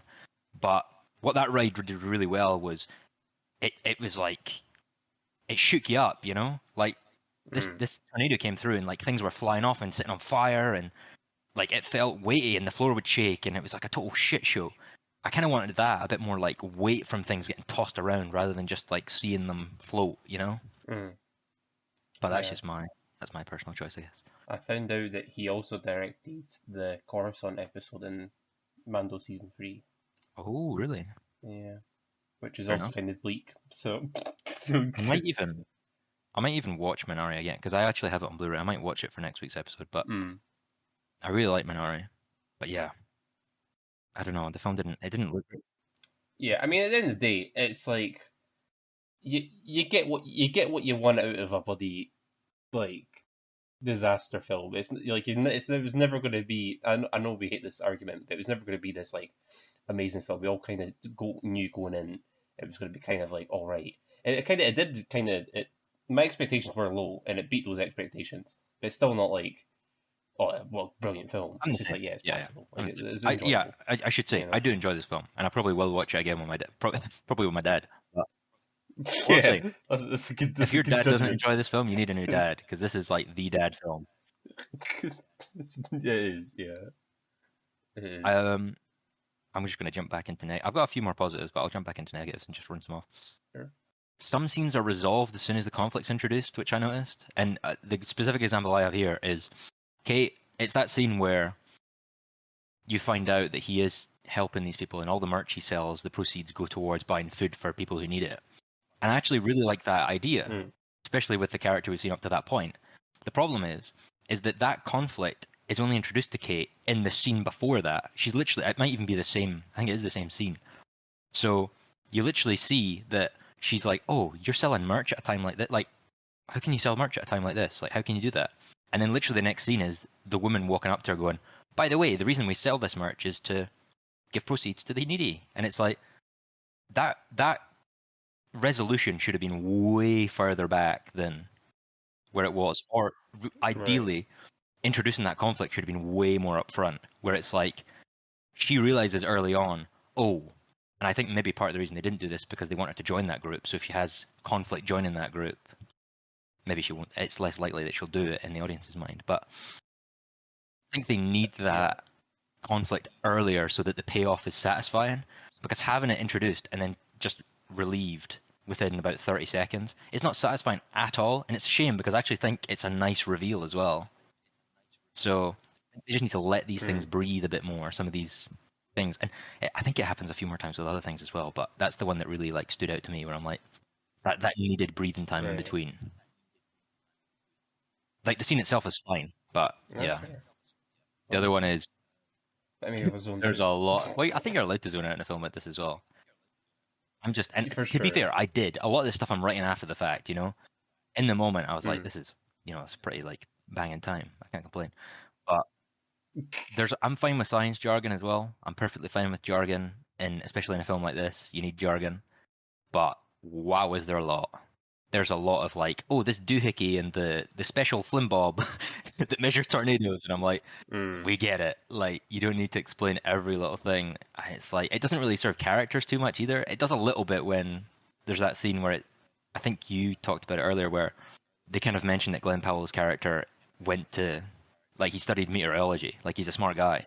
In that scene, Yeah. there's a bit where it's like, oh, I never went to school, but I know the flimbob and I know this and that. And it's like, I feel like it works okay in those scenes because you're actually trying to illustrate something with the characters, where it's like they are more intelligent, more in the know than just tornado wranglers, you know? I think that's fine then because you're actually trying to prove a point. It doesn't always try to prove a point when the science jargon's there. It's just science jargon to fill the Right. scene. So, again, you need it, but you don't always need it. And there is a lot in this film. Yeah. And I think my final major negative is like David Corenswet's character. So, up and coming Superman. Oh, was that him? That was him, yeah. I did not recognize the. I know exactly what you're talking about, the guy with the sunglasses, right? The douchebag. Yeah. I wouldn't have known unless I'd read that he was in this I film had before he no was in it. idea. I had no idea. But he has so little to do. It's barely developed. He's the most one-note person in this. And I actually think there's a bit of potential there as well, especially for conflict. When it comes to Anthony Ramos' character, Mm. that's where the conflict really should lie, is that his relationship with those guys, and that actually they don't really care about him, and they are just in it for the job. So, I thought he was kind of funny at first, though, and then yeah, he just did become no, he kind was. of one note. I thought they were gonna have some growth and like some twist with him, but they never Yeah, did it. yeah. Just kind of he's just there. That whole team needed more. The whole tech team, after you lose Honestly, them, they kind of just... both teams for me, because I only really cared about the main three for the film. That's You know. pretty fair, actually. Yeah. Also, I didn't just because I loved the film so much. I'm pretty sure that was the same mum from Iron Claw as well. Note here, yeah. Yeah. Maura Tierney. Yeah. Which plays a different a different mum. She was sound in this film, not unlike. Yeah. the And she's likable. She's nice. Oh, for Yeah, sure. Yeah, for sure. But no, yeah, I agree that I wasn't. Not. It's not that I didn't like the other characters. Just that I didn't really care about them. So I think they might have done better with like smaller teams and just focus on a few yeah. rather than there's quite a lot. They especially at the start, they go, oh, here's so and so, and this guy's this guy, and this guy's this guy, and then you basically never see them after 15 minutes. But we kind of mentioned at the start where it's like, well, you've introduced all these people, but you're not going to kill them. So it's like I thought, like you're setting these people up to die, but they just don't. So it's like, well, okay, like these are prime suspects to die in these type of films, you know. And like, fair enough, that could be like obvious, but at the same time, that's how you kind of build the stakes. Yeah, and I do think this film. It's been a long time since I've seen it. I've definitely seen the original a lot because the original is like literally one of my dad's favorite films. But I've only seen bits and pieces of it over a long period of time. I think I've probably only watched the film start to finish like once or twice, and it would have been a long time ago. But there are definitely some callbacks in this film, especially like Dorothy, stuff like that. Mm, But this film is completely standalone. right. You do not need to watch the original. And I think this film, I know Bill Paxton isn't around anymore. I think I'm just glad that no one from the original really turns up because you would kind of get that. Oh, here's the old guard, Yeah. and I don't need that. You don't need that for this. Doesn't need it. And I'm actually quite pleased that they didn't, and they were just like they just committed, and they're like, you know what, Twister can kind of hold its own. It doesn't need something like that. I'm quite impressed. I would say I'm impressed that they didn't do that. And I think probably had Bill Paxton been alive, they probably would have done it. But Probably. And what's his name? I forgot his name. He was in the Hunger Games. Philip Seymour Hoffman. Yeah. Yeah. No, yeah, I agree. Guess how much it's made? I've got up right now. 400 mil. Nah, less. Less? Oh, really? Half. I thought it was more. Oh, dude. Oh, dang, really? Yeah, it's not done too I thought well. this was going to be a lot bigger. I thought so as well, but I suppose there's been big films around it to kind of have there be other options, you know? I would say my dad is this. I like when I say it's his favorite film. I mean like he watches the original Twister like on the weekly probably, That's and shocking. he's not even seen Twisters yet. I would say that. So I think there is also a big market of people who are really into the original, your dad, but they're not going out to the cinema to see it because realistically, I've seen it, you've seen it. We're both like in our 20s. Yeah. Realistically, this film is for guys in their 40s and But 50s. also realistically, I only really watched it so I could talk about it. You know what I mean? So it's Well, not like I was even interested going into it. You know. I should also mention I watched it in IMAX, and I don't really notice a big difference with IMAX. Maybe it's just because of the screens I go to aren't that like great, but it was fine. It was fine. Didn't IMAX for feel any me different. is honestly IMAX for me is mostly the sound improvement and the a bigger screen's fine. That's like you can measure your cock all day, but who cares? But it's really the sound for me in an IMAX is usually the defining My factor. thing with the bigger screen, right, is it just makes me want to sit further back, but then that kind of defeats the purpose because it's just a normal size screen, you know. I suppose. So it's like I'm just like, because remember I saw Indiana Jones in IMAX, and like we're just skipped past the part where I fell asleep, but like when I was watching it, like I'm having to like turn my whole head to see the whole screen to like different parts of the because I was Right. sitting so close to it because I think that's my first time in an IMAX in that cinema Right. anyway, so I didn't know what to expect, and like God, the seats were so close up. But yeah, no, it was decent. To be fair, the cinema manager told me to see it in IMAX. She was like, "No, you gotta see it in IMAX." But I think I would probably. I didn't see it in IMAX, but when my mom asked, "Should I see it in IMAX?" I said, "Yeah, probably." it's that type of film. Yeah, So yeah, for sure. I agree. I think it kind of falls into that. It's probably more Fast and Furious than it is Mission Impossible, but it's definitely in that realm of like Jurassic World, Fast and Furious. Yeah, Not quite Mission Impossible, but it's definitely in that realm.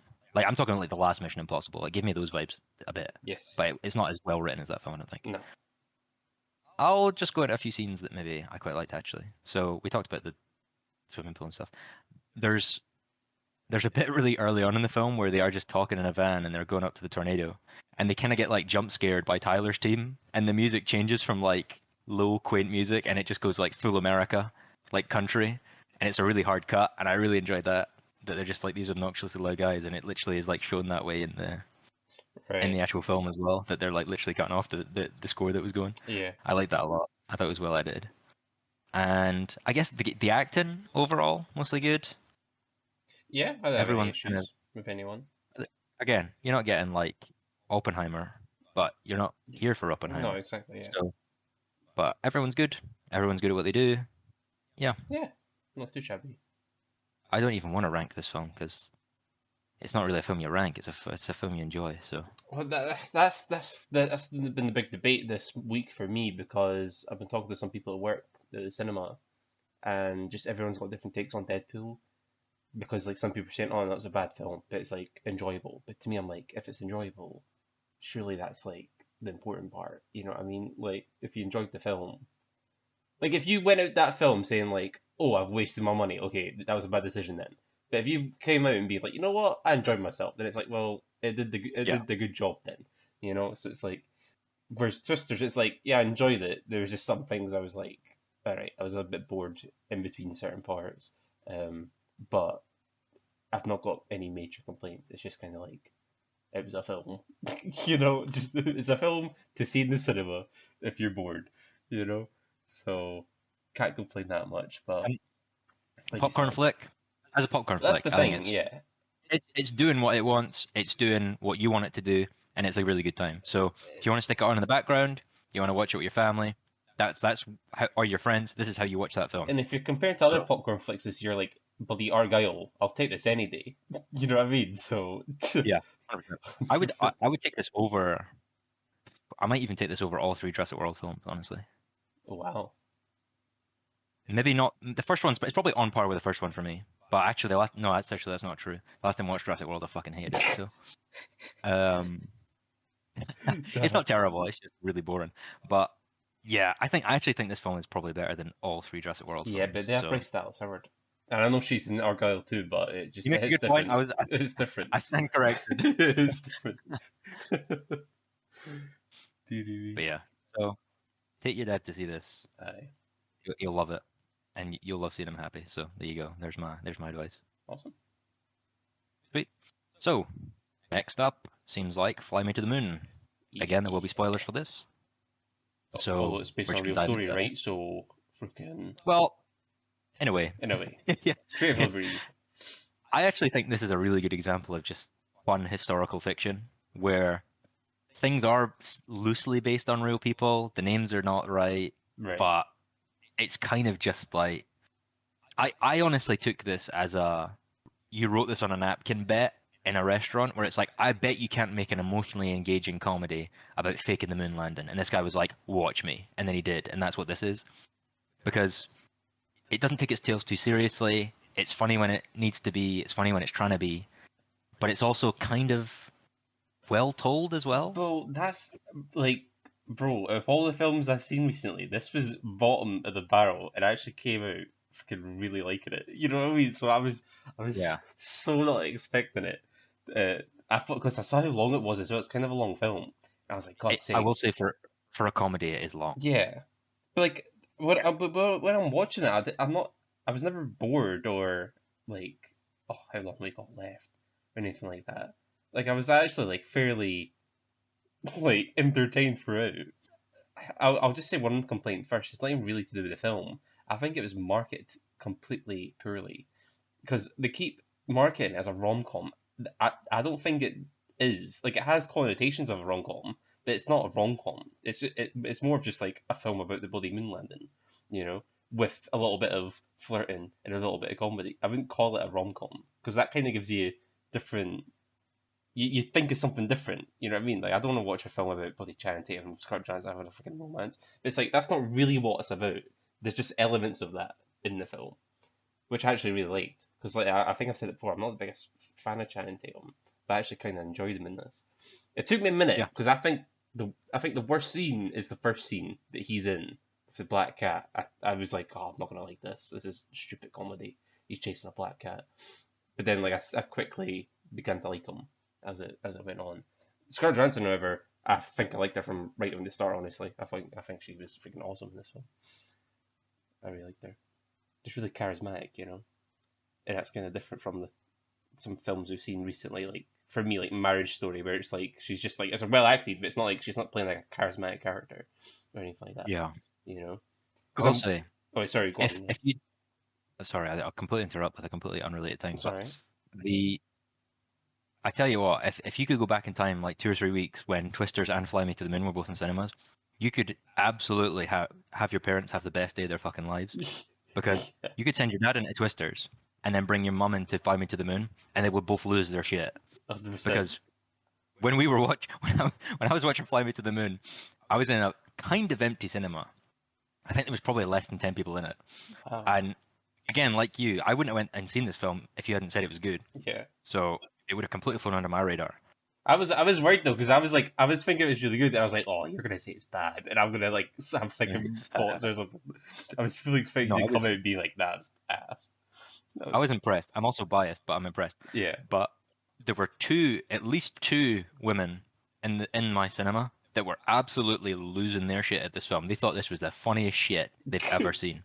And they let everyone in that cinema know it because they were just cackling away. Yeah. And I'm like, yeah, it's hard not to enjoy a film when you hear like someone's mum just losing their shit in like aisle 4. Like, I kind of had the same thing, not like completely the same, but like I was sitting next. My screen was actually quite full, weirdly enough, but it was like full of like older people and stuff. And I was sat pretty much right next to this older couple, and usually I get really annoyed with people talking and stuff. But when the whole rocket was getting sent off and stuff, those two, I couldn't hear exactly what they were saying, but they were talking. But I'm just thinking, it's like, mate, that's probably sick though, because like they saw that happen on their TV probably, you know, and then they're getting to experience it again, because I think it was done really well, like retelling it and stuff, and how it was shot and stuff. So fair enough. Like I'll give it, like, let them have their wee, you know, nostalgia or whatever, you know, because it's sick at the end of the day. Because I come out of it, and I've said it before, but it's like, to me, it's the biggest human achievement ever. You know what I mean? To me, like that's like one of the coolest things that's ever happened to humanity. Obviously, we've had like the atomic bomb and stuff that's like really impressive and all this other stuff. But like to me personally, this is like the achievement. You know, so I'm always a sucker for films like this, where it's like, oh, the telling You of this are film. You know. absolutely nail on the head, and I completely agree. I will firmly say this is the best thing humanity's ever done. Yeah. And I get annoyed when people say it's fake because I'm like, no, don't. It's like, shut up. Not even that, but the thing Like, is, obviously, there is even clips in this film as well where it's like, why are we sending people to the moon when we should be like yeah, helping yeah, people down on Earth? It's like yeah. that's a completely valid point. Like you're putting And like obviously, because it's all just like beat the Russians. It's not even like it's a war related thing. It's just like pride, isn't it? It's just well, we it's want a to do it Cold War first, related right? thing. I But suppose, yeah. it is one of those things where it is like there's a great quote, and I completely forget who said it, but there's a great quote about basically when things on the world stop impressing you, whereas like the Greeks would build statues to their gods, and Mm, they would build massive temples to their gods. It's like we don't do that anymore. These rockets that go up into space, they're our statues. They're right. our like that's our like monolith. We don't build them anymore, but that's what it is. Is that's what these rockets are. They're something to look up to. They're like something to aspire to, and it's just I just really gel with that idea. Yeah. And specifically this film because a lot of it takes place in like Port Canaveral, Kennedy Space Center, and Cocoa Beach. And I went to these places at a really formative age, like 11, 12, on holiday, and got like tours of Kennedy Space Center. And I've seen rockets like go up, like SpaceX rockets, like a few years ago. Hmm. This shit is like bread and butter. Like you could have taken everyone out of this film and just shown like a sizzle reel of 2.5 hours of Yeah. hollow footage, and I would have eaten that shit up. So even if like you know, what I mean, they treat it with reverence in this, and they make Hmm. it a big deal. And obviously there's comedy littered throughout, but they do treat it as like a reverent thing as well. Yeah. And just that alone and those scenes just completely sold me on this film alone. Never mind, it was funny and I like the characters. I was invested in the characters and their relationships and stuff, and what are they going to do next, sort of thing. There's a really great like, especially Scarlett Johansson. There's a really like because she's unpredictable. Yeah. You're like, what's she gonna like do next, sort of thing. And she pulls all these hats out, the like bunnies out of hats, and she's like doing Kentucky accents and all this stuff. Hmm. And oh, she's gonna get caught like doing this and stuff. For me, it was when they visited that. I don't know what it was, but they went to this big fancy house to try and get him on board, and she mimicked the wife's accent. I was like, that's so good. Like, Yeah. it's just, she And then done really well. I think that's a really great scene because she tries her tricks that have worked up to this point and they don't work. Mm, And she's been like, "Oh, I'm the sweet talker, I'm the silver tongue," and he's like, "No, true. it's got to be the truth. It's got to be Yeah. the truth." And that's him. He's the hard line, and he won't fake the moon landing, and she will. Yeah. And she goes in and she tries her tricks, and they don't sell this guy. And then this guy's like, you know, I believe in God. Us going up on that moon, that is that is us getting closer to God. You know, this is like a human endeavor. This Yeah. is not just something to gawk at. You know, Mm, but and I like that that's what convinces him as well, and it gives like weight to both of their because obviously marketing. The whole point is like marketing is 100%. intelligent lying, right? I, That's the I, whole I, point. I think they did a really good job blending that as well, where it's like, okay, we need to market and advertise these guys, like Yep. the astronauts in the event, but as well as like try and keep true to the real stuff as well. And I think that's when filming the fake landing was a step too far, because like, right, you're just undoing all the stuff that we're working for something that's like, completely fake, you know. But I think everyone like is in agreement that like that was a step too far. Even like the people involved start to think that. You know what I mean? But yeah, I was just so invested, man. Like again, I'm not like fully like educated with like all this stuff where it's like, oh, what was true, what's not. So like I couldn't tell you like if anything was like not accurate and stuff.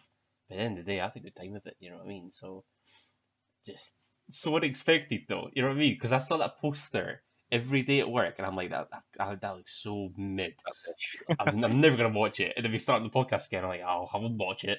And I'm like, I was freaking buying it. I freaking love that film. Honestly, to me, it's probably the most underrated film I've seen this year. Honestly, because nobody's talked about it, and I had such Well, a good time. I do think it's funny that a major point in this film is that like the power of marketing. Yeah, And it's funny yet, that. Yeah, true. the thing they've totally fluffed about this film is the marketing. Was the marketing? Yeah, Because mad.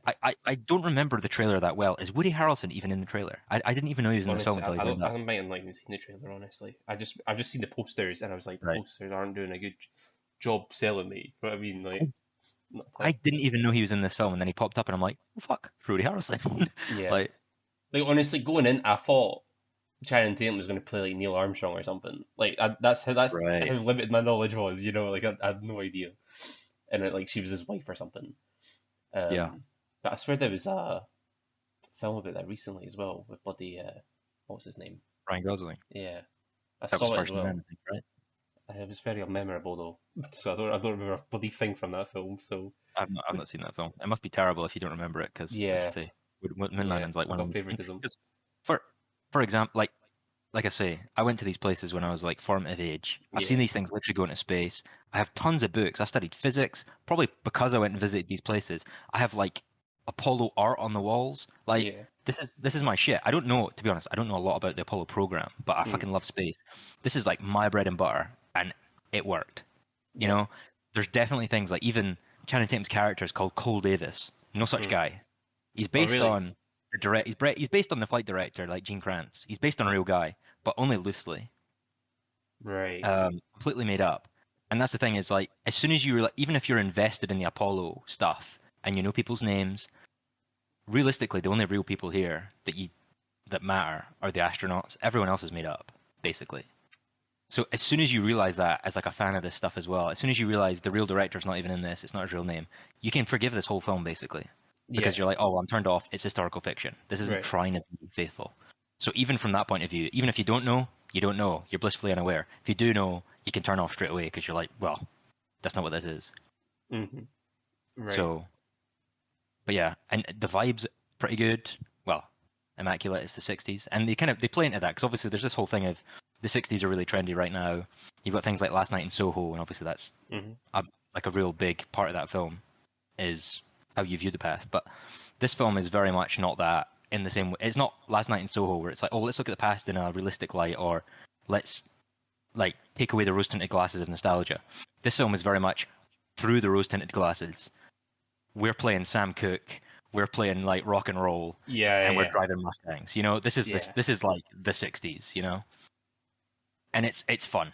That's what I mean. It's like it's not true, and it's a very selective part of the '60s in history, Mm. but it's a caricature in a good way, where it's just fun, and they're just rolling with it, and Yeah. it feels fun, and it's fun to watch, and I fucking had a great time watching this as well. Not for Yeah. sure. I loved Ray Romano. Like, bro, he's so good. But the Manny from Ice Age, that's all I could hear. That bloody voice when he every time he spoke. I think it was just like a nice subtle side character that was just really enjoyable. You know what I mean? Because they're always important as well.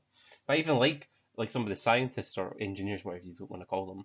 Like they even gave some of them like some personalities and stuff. It's like, that's nice. Like they could have just focused on the main two, but no, they developed Yeah, some you're other talking about like guys kind of as well. nerdy, the two kind of Yeah, nerdy guys.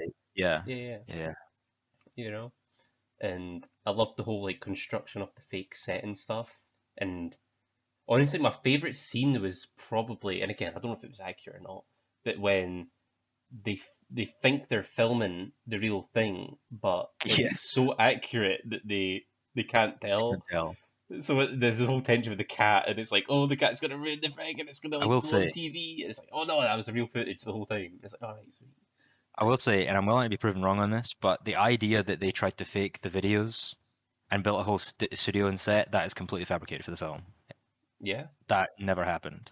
That maybe, I don't know. You can argue, oh, maybe they covered it up and stuff, but in my book, I don't think they ever did anything like that. This was completely made up for the film. And like I say, like you're allowed to just let that happen because it is a comedy as well. But yeah, I think you're right. Pretty much all the side characters get something. And actually, just something. that's Yeah. that's why I kind of say the dare as well, because it is silly and it's silly in the right way, but it's also satisfying when they can build an emotional story around faking the moon landing. It's not just a movie about faking the moon landing. There's Mhm. actual like conflict with the main characters as well. That plot point doesn't come into like halfway through the film, So it's like it's not the focus at all, you know. The focus is just the moon landing in general, Yeah. and then halfway through they added this sort of plot point, which was nice. Um, And I'll tell you one thing that surprised me is that because this was a comedy film, I was expecting the visual effects to be really crap when it got down to like, right, we're in space, Yeah. we're landing on the moon, we're recreating the moon. There's a whole big set here. I honestly thought the effects were going to take a dive because they're almost like too. I don't know what the budget for this film was, but it almost felt like this film was willing to just sacrifice that just for the sake of it being funny, and you don't need to look into it any deeper than it doesn't look very good. Right. But it actually like looked pretty good, Yeah, you know? they did. Like obviously there were some shots, but like nothing like too distracting for me. It was mainly just like the big like sets in the background, which were like obviously fake because they just wouldn't be able to build that in real life. Um, oh, here's the thing I was going to say, right? Because I was kind of thinking this during the film as well. Would you have liked the film more if it had that grainy effect from Holdovers to make it look like it was from a like an older time? I You know what I mean? think this film works without it because it's already, like I was saying before, it's already in that lens of like rose tint. Yeah, It's not trying to true. emulate that time, and it's like the color grading's very poppy, and everything's very bright and vibrant, Very and all different the from characters, Twisters. So- yeah, and all the characters are very vibrant, and the sun's always shining and stuff like that. yeah, It's a very poppy film, that's true. so I think it's fine the way it is. Like even like Channing Tatum's like wearing like the bright blue shirt when everyone else is like wearing their suits or whatever in Yeah, the viewing spot or whatever you want to call it. I think it gets away with it. I mean, you probably could. I don't think it would. No, but I'm I, not saying it's a yeah, complaint. It's just like it's just it's showing they're popping. Like the colors are yeah. there to be used on purpose. You know, you probably didn't wear that in reality if you even existed, but like like the colors themselves make them stand out. There is also very much like a visual incentive to make him dress a different because obviously especially in the scenes where he's in the control room Mm. and you've got like 50 guys, white shirt, tie. If you put him in a white shirt and a tie, he's not standing out no matter where he Yeah, sits. yeah, But if you do a big sweeping shot and he's the only guy in a blue shirt, you know exactly who you're looking at. So hmm there's a lot of that goes on, yeah. for But sure. yeah, I don't know because the Holdovers is obviously it's trying to feel like it's a movie from that time. Yeah, and it's a slice That's of life as well. yeah. So it's, yeah, no, I wasn't saying they should have. I was just thinking like, would it have been better or no? I wasn't quite sure. I'm But always a fan of its own grain, but yeah, uh, yeah, yeah. but You know what? No, see the marketing. I'm just looking at it again. I don't think I like the title either. Honestly, I always refer it to the Moon. I would just prefer it to be called To the Moon or something because Fly Me to the Moon is just the song, and they're clearly playing on it, and they obviously do that in the film as well at the very end. yeah, I don't know. I'm just not keen on it. I think it's too wordy. Even though it's not like a mouthful, but it's just like it feels like it. Like, oh, have you seen Fly Me to the Moon? Like, I don't know. It's just, nah, I didn't like it. I didn't like it. But that's what I mean. Everything outside the film is so bad to me, but everything in the actual film is actually really good. So I'm like, the marketing absolutely screwed them up. It's such a, it's such a, it's such a, it's so annoying. Because like we've got yeah. like Robert for example, he's not seen it, but I don't blame him because it's like, well, freaking, what incentive do you have to see it until he's heard our takes, you know? So it's just a shame because I'm seeing like reviews online. It's like that they're not really giving it a high score either. So it's like, but I don't really see any issues with it. I'm just kind of having a read to see what people have an issue I with. I will say I think this film is like 15 to 30 minutes too long. Right. I don't know exactly what I would take out and where. I'm not even going to speak to that, but just in the film, especially when it's coming up to the third act, I was like, right, we really need to be getting to like lift off now. Like this is getting and like faking the moon land, like actually faking the video footage. I was like, we need to be getting there now because I'm like getting a little bit Right. impatient.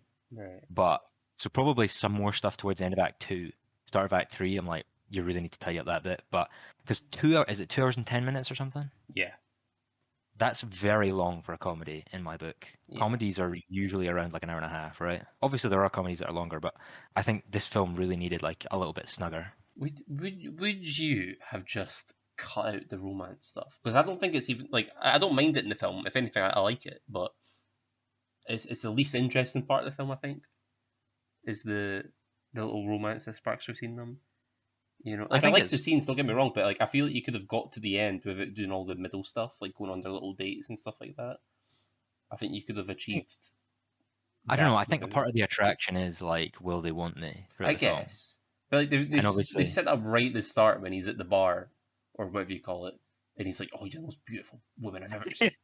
yeah, It's like we've all been there, bro. We've all fought it at least. We've never done it though. it is funny though that like I was thinking in that scene because I was like, yeah, they had to get Scarlett Johansson for this film because like if they didn't get her, they'd have to get Yeah. someone as good looking as her. Otherwise, that scene just wouldn't work out right. But it's hilarious to me because I'm pretty sure she produces the films. It's like, mate, Oh, really? she saw that line.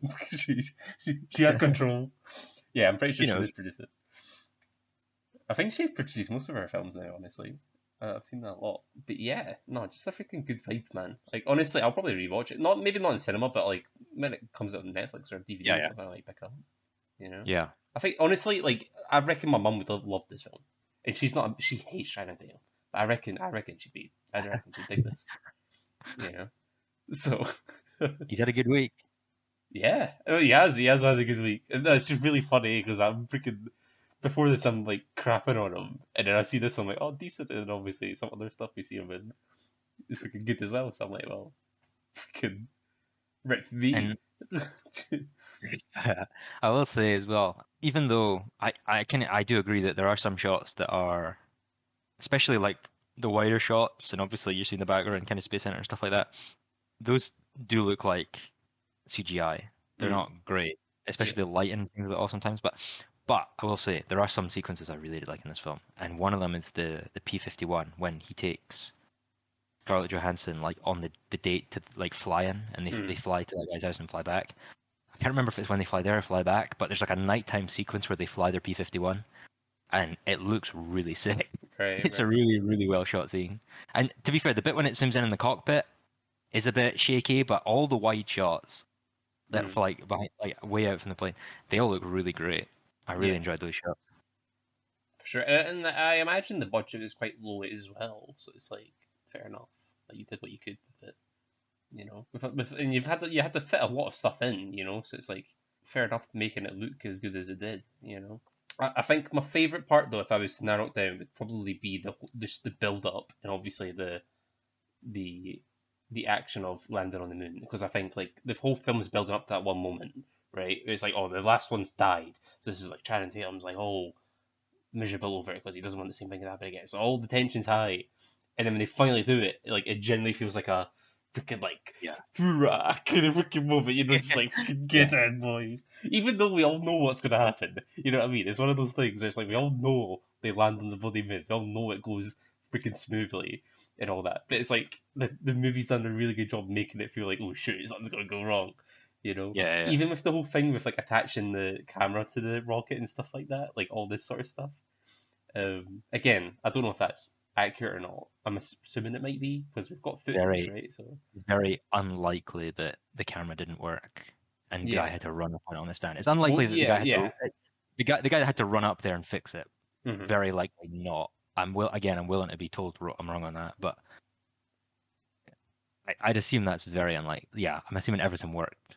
But even if, like we talked about this before in maybe a little project you're going to be working on soon, it's like how important is it to be that accurate? You know what I mean? Because to me, him running up and like quickly attaching the camera adds to the tension because it's like, oh shoot, is the camera going to work? Like, even though again we know what happens. It's based on a true story, so like, we know there's footage, you know. So, but again, the film itself does a really good job setting up those things. I think it's a smart way to build tension is to be like, oh, are we watching the real or are we watching the fake? Yeah. That's a good way to like build tension in that scene. To be like, even the cat, man, like the cat thing at the end, I'm like, oh my god, cat, don't go on. But I'm like, I know it's not going to be on because I've seen the footage. So it's like they just do a really good job. It's really well done. Honestly, can't say high enough praises. Like it's not 10 out of 10. Don't get me wrong. It's like it's a solid like 8 for me. Like a solid like banging little film to watch. Just that's came out of nowhere. Not to say there's anything like big flaws prevent it from being a 10, but it's just certain movies that are like 10 worthy, you know. They're just not destined to be 10s. Yeah, exactly. I will say, exact same feelings on it. I think it's reverent in the right places, especially like you say. You made a good point about the Apollo 1 crew who died. Yeah. They really they treat that with reverence, and they actually give that to Channing Tatum's character in a really nice way. Mm-hmm. And the kind of reverence around the Apollo program in general. It's like, I agree, the marketing side is really interesting at the start, where you're like, they are losing funds. They have to build a brand around this, but they want to keep it as like a spectacle and not just commercialize it completely. That balance is really interesting to see, and really, yeah, it's just interesting to watch. And yeah, I couldn't agree more. I just wish it done a bit better. And I was the same as you. I actually looked up a bunch of reviews after I went and seen the film, and they're all pretty middle of the road. And I was really surprised. So, like, I thought this was a great time. So, Well, like money wise, I've got it up right now. What do you think? What do you think it's made? oh, like 40 million. Yeah, you're pretty much bang on. Yeah, just under. Yeah. Which, who knows? Like, the budget might have been really low, so that might be good, but I don't know that Budget information yet. seems to have been $100 million. Oh, really? Although it's produced by Apple Studios, so those guys have enough money to lose. They just freaking throw money at these things. They are literally throwing money out the window to anyone. But I hope it does better on streaming and stuff. I really do. I think this will, because I think this will grow legs, because space things tend to do well on streaming as well. Like Don't Look Up. I haven't seen that. Things around Apollo, around space, with like a good cast and like a funny concept, they tend to have legs on streaming. So if this does, I think even if this is marketed well on streaming, this will do well. Yeah, I hope so. But yeah, sweet. I don't think I've got any further thoughts, unless you do. No, I think I'm the same. Sweet. Would recommend. Go watch it. And, like, honestly, like, to me, this is the most underrated film I've seen this year. Easily as well. Like, by far. And underrated in the true sense of the word, yeah. Yeah, it's not like, oh, freaking Dune's underrated. It's like, nah, like, we all kind of agree, like, where Dune's at. Like, you know, this is, like, truly just a slept-on film that nobody's watching. 100%. 100%. So, do you have any other films you'd like to talk about this week, or? Nah, that's me, like, because I mean, to break the fourth wall, we're going to be filming some backlog, so I'm saving some for everybody next time. You're allowed to break the fourth wall. It's Deadpool week. That's true. That is true. So yeah, I'm going to see some stuff this weekend. I might even watch that stupid bloody Crane film just to talk about it. I'm not expecting anyone else to do the same. But that, like, Harry's Purple Crayon bloody kids. Oh, Harold and the Purple That's it. Crayon or Harold, something like that, yeah. Yeah. Although, I know it's like an old film now, but me working at the cinema, a lot of parents have been crying at bloody If, and I'm like, is this a sad film? I was like, shoot, I kind of want to watch it now. Just like, what's the hype all of it? So honestly, if it's still about, I might give that a wee watch, even though it came in like bloody April or something. Yeah. So we'll see. We'll see some little hints for next time. Fair enough. I'll wait for your review of that then if you go see it, and then maybe I'll see Yeah, it. that's fine. I always feel awkward about going to see films like that on my own as well. That's fair. Like, because what's the other one? The Harold and the Purple Crayon as well. I was thinking about, and I was like, better not do that on like opening weekend as a single male adult. It's a sad look. Whereas if I work there, it's not as bad. It's like, That's fair. I have a couple of films I'd like to talk about quickly as part of the film diary, but I will keep it snug. No worries. One, because I don't have too much to say about them, and two, I wanna get to bed. My next film is also for your dad, and this is The Ministry of Ungentlemanly Warfare. And I did watch this with my dad, and he fucking loved it. And I thought it was alright for most of the film. Basically, the way I took this was, this is Inglourious Bastards if your dad didn't want any of the Tarantino stuff and he just wanted the dad stuff. So, it's just Guy Ritchie does Inglourious Bastards, really. Down even to... And I was kind of feeling that was the vibe. And then he has one scene where he has like a copycat version of the fingers, like the holding up 3 in the basement of Inglourious Bastards. Right. There's literally like almost a carbon copy version of that in this film. And I was like, oh yeah, Guy Ritchie's just doing Inglourious Bastards. Like, it's a very different film from Inglourious Bastards, but it's very much like springboarded from the same concept. But it's more of like a Twisters type film where it's just like, this is Henry Cavill and oh, what's his name? Something Richardson. Alan. The guy who plays. It's the guy who plays Jack Reacher. Alan Richardson. Alan Richardson. Or Richardson. It's basically, he's actually not in the film as much as I thought he was going to be, because he's built up at the start quite a lot, and then he kind of just hangs around the background. But Henry Cavill's actually really funny in this film, and he's pretty. I don't know. He's got a lot of charisma, and you don't really see that from, because obviously in Superman and stuff, he's quite stoic. He does have his moments, but he's not playing like the sweet talker. But Right. guy's got it, and he's pretty funny. You know, he's got good timing and stuff. I just like Henry Cavill though. Like he's one of those actors where it's like I rarely dislike him in a film. You know, Yeah. he's just And one of those guys. Even in Argyle, like it's a really not good film, but like I still weirdly like him in it, even though he's like so freaking like muted. You know, just like a yeah. nothing character. And this film isn't as interesting as some of the other Guy Ritchie films, but Mm. it's very much in that same style. Like it's very much a Guy Ritchie film as well. Right. And the dialogue's very like, "Oh well, chaps, this film's pretty fun. That's the review, old boy." It's very like that, you know. It's Right. like it's not trying to be serious. It's trying to be a piss take sort of thing. And it's kind of, I don't know. I don't know. Because it is actually based. I thought some of the concepts in it were a bit wacky, and then I looked up a little bit, and it's based on Operation Postmaster, and that was an actual legit like operation during the World War, the Second World War. Right. And I was like, okay, fair enough. You know, I thought this was totally fabricated, but you know what? Fair enough. If you actually tried to base it on something, fair play. But yeah, this was absolutely the best 2 hours, 1 minute, and 50 seconds of my dad's life. And I've not fair even enough. heard of it honestly until you just I will say, mentioned I would never have watched this film. I would never have even seen this film advertised had it not been playing on my dad's TV when I got home. Yeah. So it's on Amazon Prime. I think it was straight to Prime. It never got a cinema release or anything. Oh right. Oh, I see. Yeah, it's straight to streaming. I'm pretty sure. I don't know the budget or nothing. It's a good. To be fair, it's a good looking film for like for like an action comedy. Yeah. The effects are pretty good overall. The action's pretty good. There's some pretty fun action. There's enough stuff to make your dad chuckle. And you know, like Alan Richardson, he just runs around with like a massive longbow, and he's just this massive guy. I don't know. What is he like 6'7" or some He's a shit big ridiculous guy. like that? Big And lad. you know what I mean? It's just silly. He's playing target practice, archery target practice with Nazis. It's like it's not meant to be taken any more seriously than that. Mm. I would say even within that, I do think it's a little bit weak in terms of there's just a guy that does bombs. There's a guy who comes up with plans. There's the arrow guy, and then there's Henry Cavill. There's not really characters. They're just everyone has the thing they do, and they do it. They're not really like fleshed out in any way, shape, or form. Right. They are just like Henry Cavill is probably the most fleshed out, and he is literally just the sweet talker. He'll just talk his way out of any situation.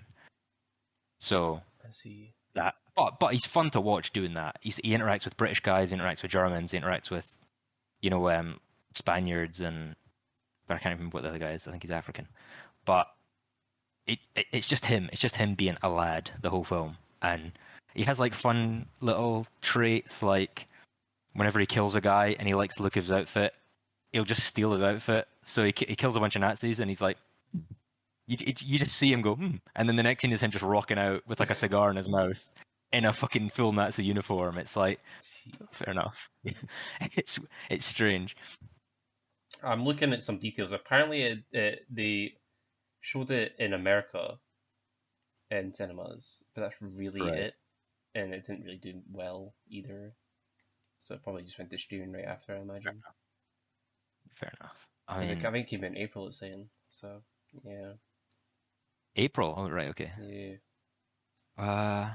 I would say there are big issues with the film, but obviously big issues with a film like this are, if you're looking into them, you're looking into them too much. But I'm going to do it anyway. One that I would have liked to have seen is that, like, incorporated is that nothing really goes wrong for them. The group of like the gentlemen, the extraordinary gentlemen, or ungentlemanly warfare, or whatever. The group of them, nothing really goes wrong for them throughout the whole film. They come up against conflict, and then it's almost immediately resolved. Where there's a really good instance of conflict they introduce where they're like, we need to sail around Africa in like 12 days. The current course we're on is going to take like 17 days. We're going to be late. If we go too far to the coast, we need to take a wide berth, because if we go too far to the coast, we're going to get caught by the British, who don't know we're on a mission, and we want to keep it secret. We're going to get caught by the Germans, which is obviously bad because we're trying to kill them. So we need to take a wide enough berth to not get caught, but we don't have enough time to go wide. So they kind of force themselves into dangerous waters, effectively, which is a really interesting, like, it's just an interesting way to get people into conflict, like force them into conflict. Right. But what ends up happening is they get caught by the British, and Henry Cavill starts his sweet talk attitude, and they go, right, we're not fooled, right, we're going to arrest you, get up here, and we're going to find out what's actually going on here. and then a German U-boat comes and just fixes the problem for them, and then they go fight the German U-boat, and the guys just escape. And it's like, why did you even introduce that conflict if it was going to get resolved in the exact next scene when you already like followed through in the conflict? It just felt really strange. There was just no consequence to doing it, where it's like, oh, we need to set up this big problem of getting to A to B quicker than is possible, safely, and then Right. you get caught, and then they just get a complete get out of jail free card straight away, and then that's never brought up again. And I'm like, strange, because actually that was a really interesting, well, not really interesting, but it was interesting enough for that part of the film, but they just never dwell on it, and then it just ends, and I'm like, all right, okay, and then they're just at the place they need to be. It's like, that's a shame. But I see. the biggest glaring issue with this film, by far, is that the big bad Nazi, the big bad guy, the whole film, who was also in Inglourious Bastards, but very different character. Well, maybe not very different, but yeah, very different. But the big bad Nazi in this film doesn't even meet the good guys. They don't ever meet him. Alright. There's a whole separate plot line with a woman, like undercover woman, and he only ever meets her. The whole film is just their conversations, and then like him figuring her out as a spy, and that follows her. You have this big bad guy like throughout the whole film, and it's a 2-hour film. You know, there's plenty of time to like have these guys meet, but they never do. Mhm. They never meet the bad guy, and then he dies, and it's like, so why was he the focus then? Yeah, It didn't really make sense to me. But I guess that was her villain. So, but yeah, Alright. if that was like her villain, it means the guys didn't really have like the group of guys didn't have a specific villain. They just had generic Nazi goons.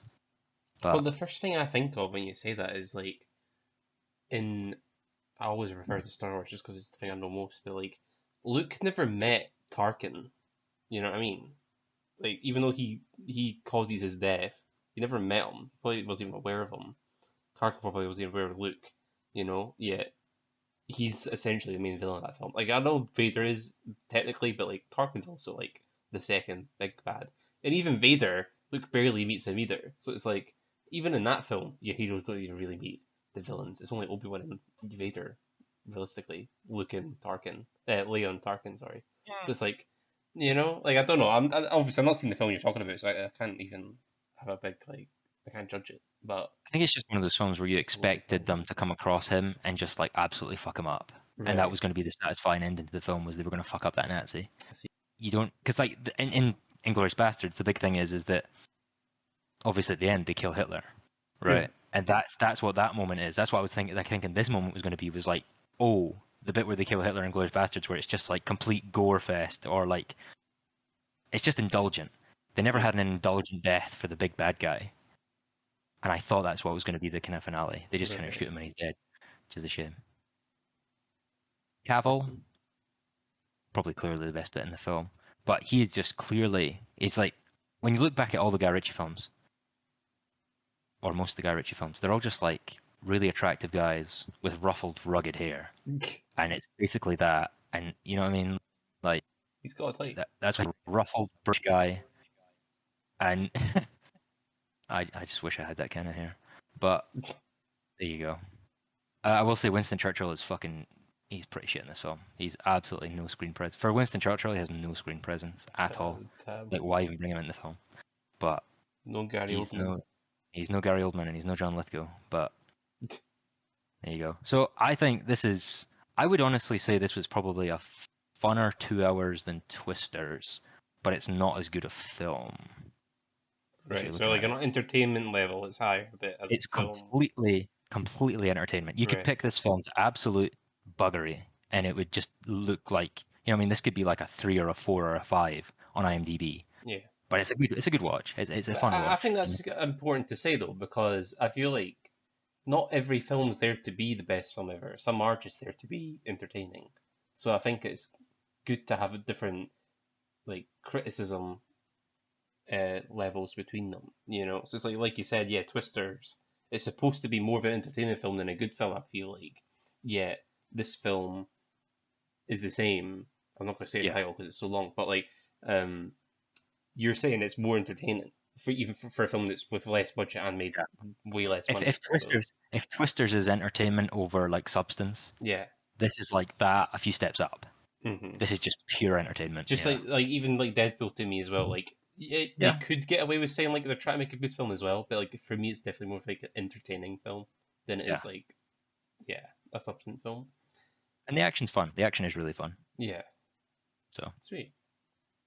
and my final film, I will not dwell too long on, or I will try not to, but I also really enjoyed this film. And I'd bought this film on a whim as well. It was literally on offer in FOP. I don't know if the Americans have that, but we in Britain, we have a company called FOP owned by HMV, and they sell records and films. Right. And I was going in to buy some film, I don't remember, but at the front desk they had this film, Mandy, which is what I'm going to be talking about. Mandy, and it was $4.99 with any purchase in the shop, and I thought, you know what? Go on then, it's got Nick Cage in it. How bad could it be? And the girl at the desk was like, "Oh my god, this film's so good, eh?" And she kept telling me about it, and I was like, "I haven't actually seen it." And she was like, "Oh, you haven't seen it?" And I was like, "I don't think I know anyone who's ever seen this film ever. I've never even heard of this film." It's strange, right? Because this film is it's very hard to recommend, but I really enjoyed it. It's hard to recommend the first half of this film. I'll say that. The second half of this film is quite easy to recommend because it is very much like it's a revenge film, and there's nothing deeper than that in it. It's just revenge. The first hour is setting up why does he go on the revenge spree, Right. but the second half is literally just him mowing into guys, and it's really fucking fun. And it's a lot of practical effects, and they're really good, and they're really fun, and they're really stylish, and the visuals are great, and just the vibe in general is just like pretty immaculate. I did watch some of the behind the scenes, and actually that's like a big positive for buying Blu-rays and stuff for me, is that I really like watching the behind the scenes and stuff of all Yeah. these films. And the behind the scenes of this film is really interesting because the director opens up the behind the scenes with story is basically the least interesting part of a film for me. And I was like, okay, you have my attention. Explain yourself out of that one. Interesting. And so I haven't seen any of his other films, but I'm interested in seeing them. But this one, and what he says in the documentary bit, like the making of, is that he only really tells simple stories. So that's his words, not mine. I don't know if there's other films like that as well, but from what I've heard, it seems like they are. But his plots are very simple. It just tends to be he's looking for more of an emotional or more of a visual or kind of visceral reaction out of a film.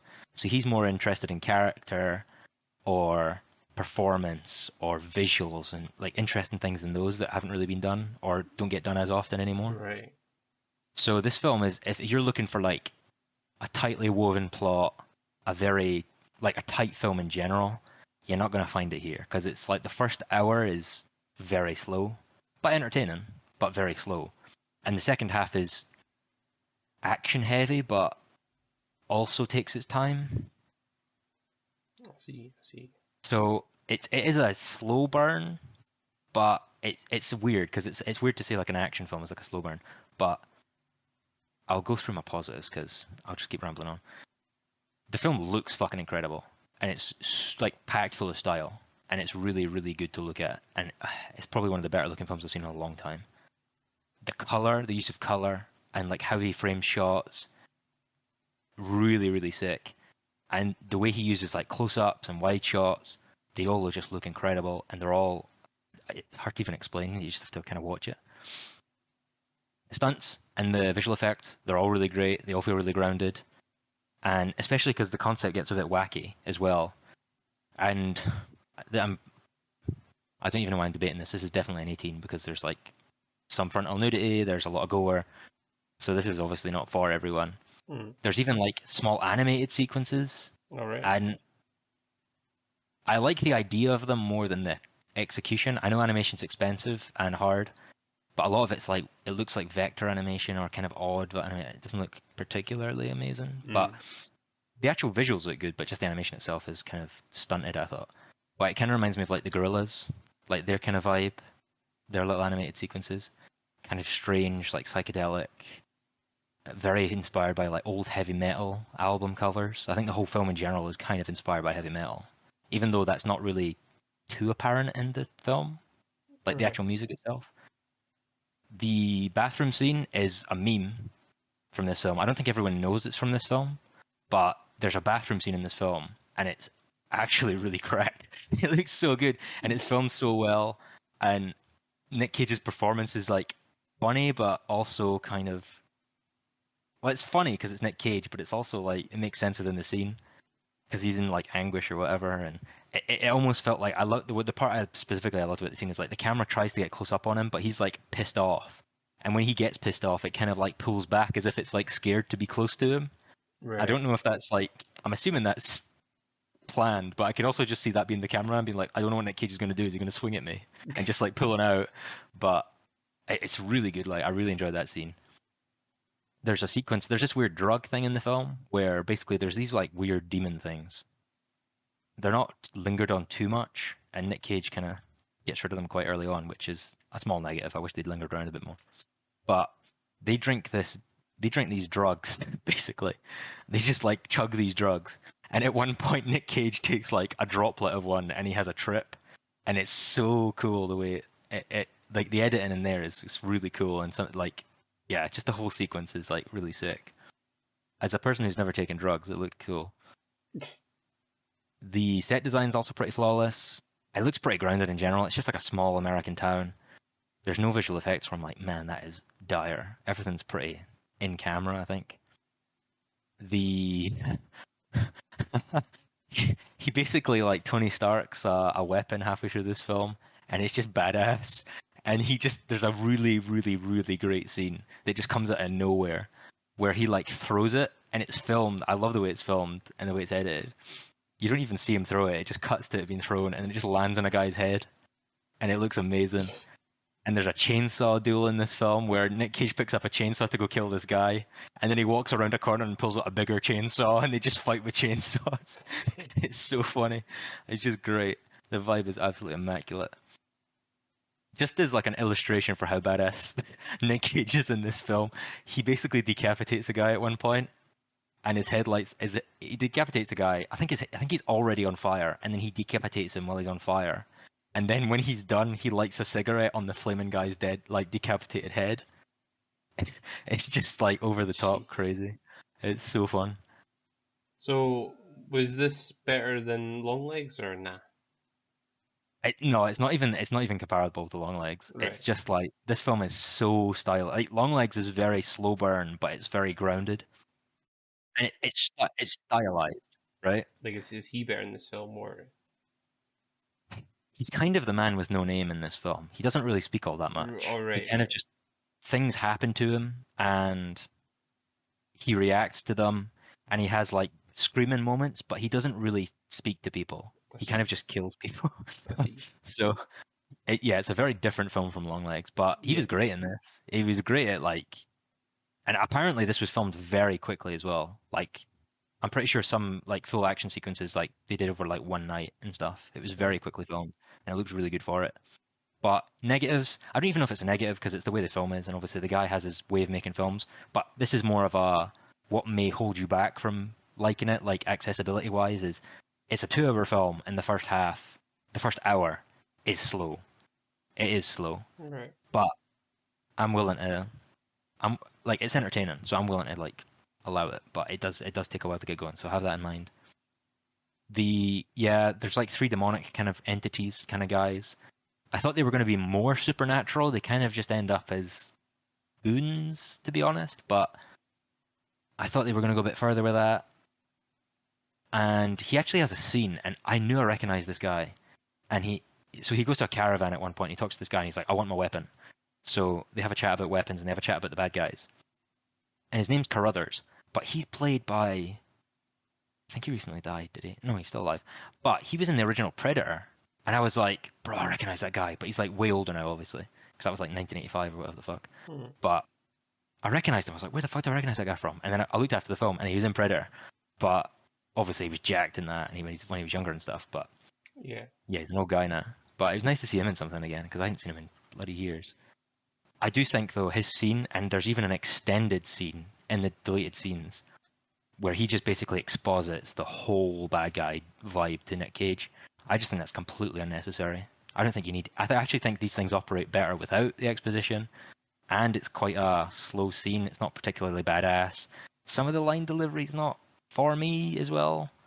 So I honestly think you take that scene out. Obviously, you need him to go there because you need him to get his weapon, but I don't think much of the talking needs to be lingered on there.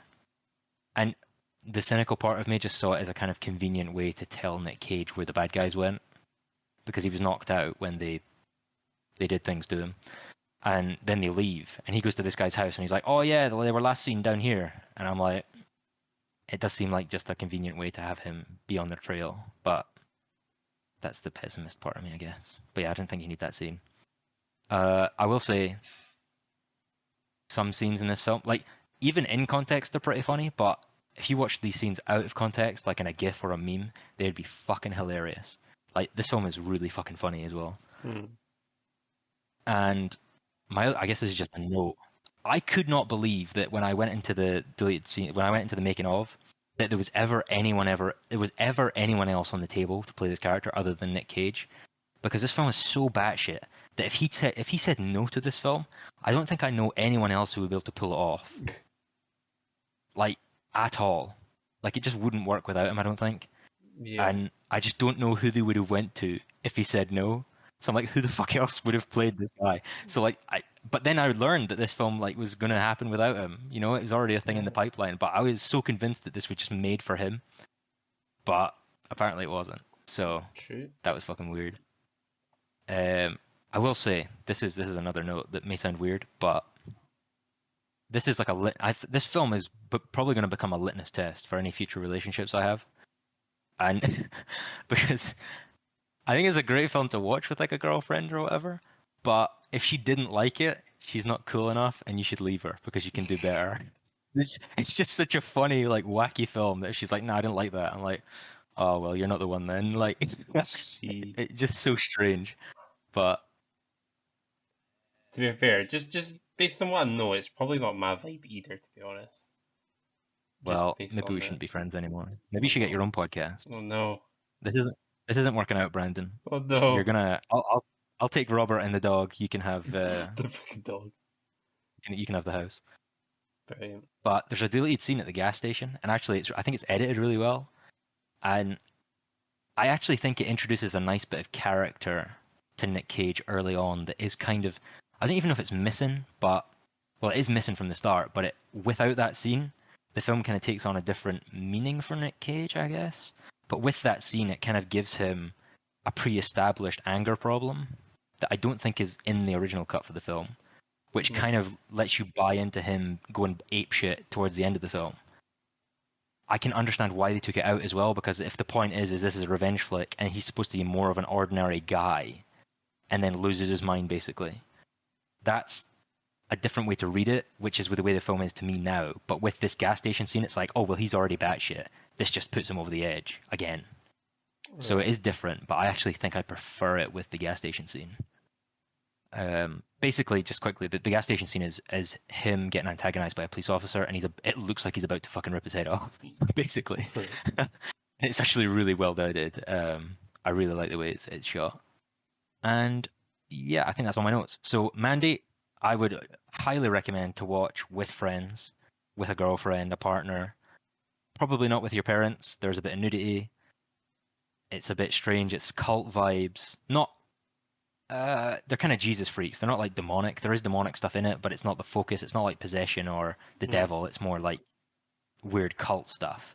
Right. So, well, not satanic cults, I guess. It is a little, but it's not exactly. So Robert would probably get around that because I know he doesn't like kind of satanic stuff. Yeah.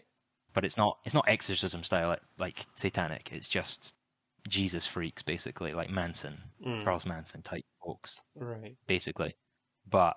Yeah, if you just want to see Nick Cage be Nick Cage for 2 hours, or well, maybe 1 hour, and just absolutely lose his fucking mind and look badass doing it, watch Mandy, bro. I actually probably will watch Mandy every so often. I actually really had a fun time with it.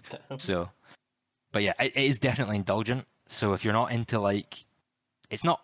I wouldn't go so far as to say it's artsy, because it doesn't take itself too seriously, but at times it kind of does. So if you're not into artsy stuff. If you just want a straight film, maybe there's a different film like this for you. But I really enjoyed this. Like I say, I get this is not everyone's cup of tea. It just very much was my cup of tea. Yeah.